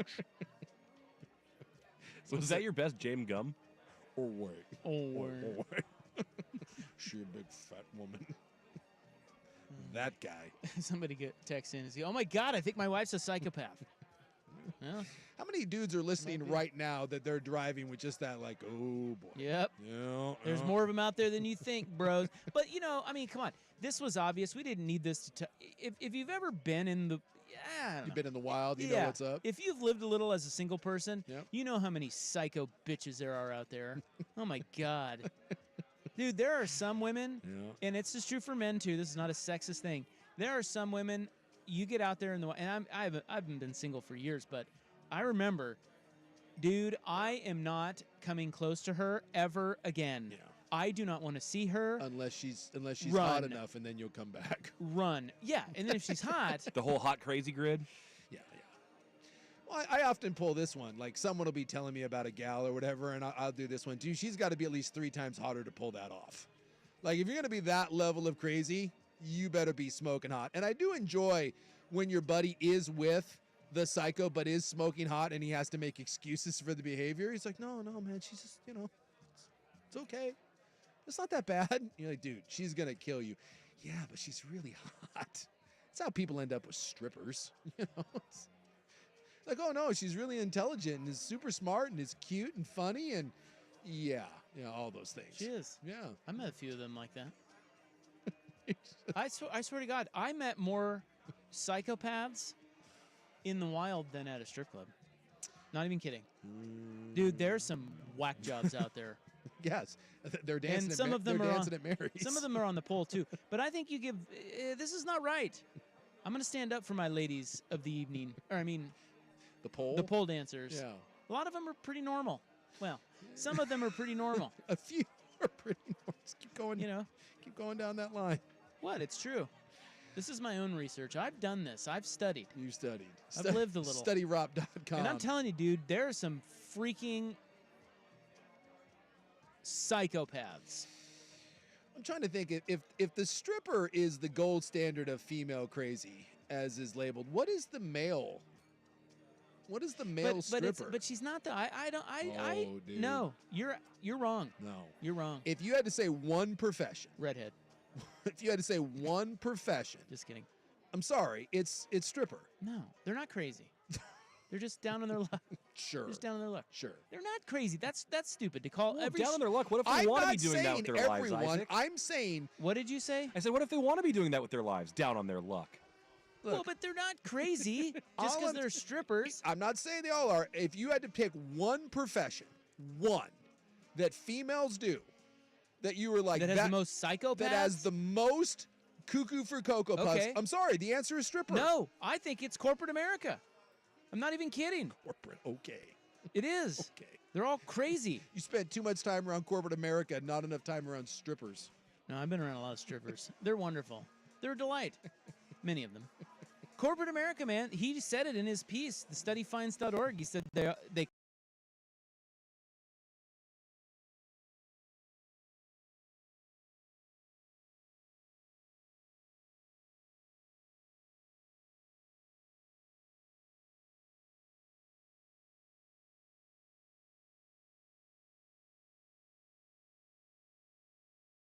have climbed the ladder so high. I don't know why you're any less of a psychopath than the dude. It takes a freaking weirdo to do that. I've always said that if you are a super high achievement business person, you're a psychopath. Well, and you've got bodies. Like you have stepped on and you've done some. It's that's what I'm saying. It's what it takes to be at the top. It's so leave like, my strippers alone, okay? They're do not. I have to, or? They're not achieving anything. All they're doing is rotating. They're rotating. They're showing some nip for money, and it should be, and it's legal. Someone's saying big pickup truck guy is the male equivalent. Politicians. Well, again, politicians, yes. Yeah, same for sort of thing. sure. Yeah. And by the way, that's probably an equal sex thing. Politicians just in general. That's what I'm saying. Yeah. Lawyers, perhaps. I tell you, we're solving problems. I'm calling you out, ladies. Unless you're a stripper. Except for you strippers. Except for the strippers. They're hearts of gold. That's right. Wonderful human beings. Just trying to raise that boy or girl. Something. That little kid. That's right. Look, it was a mistake to sleep with that guy. And she pays the price. Yeah. Now, the sociopath is different because the sociopath is the person that feels no empathy or guilt for anything that they do. Correct. So, the psychopath can feel bad, but still do it. The sociopath is like, what are you talking about? How much overlap is there between narcissists and sociopaths? Or are all narcissists sociopaths? Is that the way that works? My wife and I just had this discussion because she deals in this as a therapist. Yeah. Very different. And I don't remember what she said, but I think it was something you know who we compare? Our two examples? Donald Trump. I knew that was going to be one. Yeah. And Tom Sandoval. Oh, is that the Scandival guy? Scandival yeah, guy. I don't know that much about that. I just from Bravo. Yeah. Yeah. I believe she said he is a grade A narcissist, Sandoval, and Trump is a sociopath. This is the definition between the two. And by the way, there is an overlap, absolutely. But they say that sociopaths are more calculating and have no regard for welfare or pain of others. They're more likely to derive pleasure from their acts. Narcissists differ because their actions are usually targeted towards self-inflation, and any harm done to others is usually as a result of them pursuing their own goals. So you're just shoving everyone out of the way, where the sociopath could give two Fs. And that's Trump. So he doesn't care about anything but himself. Similar, but there's a difference there. Right. Hey, good times. Look, we are solving problems. And lay off the strippers. Ass. Well, maybe we'll go tip some tonight. What is that one right up from us? Help them out. The Magic or whatever. Yeah, they were the ones trying to unionize. Magic Tavern, I think. There you go. Maybe I'll swing by on my way to work and make a donation. All right, we got to go. We'll wrap it up next on The Fan. What's your opinion? It's thick, it's meaty. The AAA Heating and Cooling poll question gives you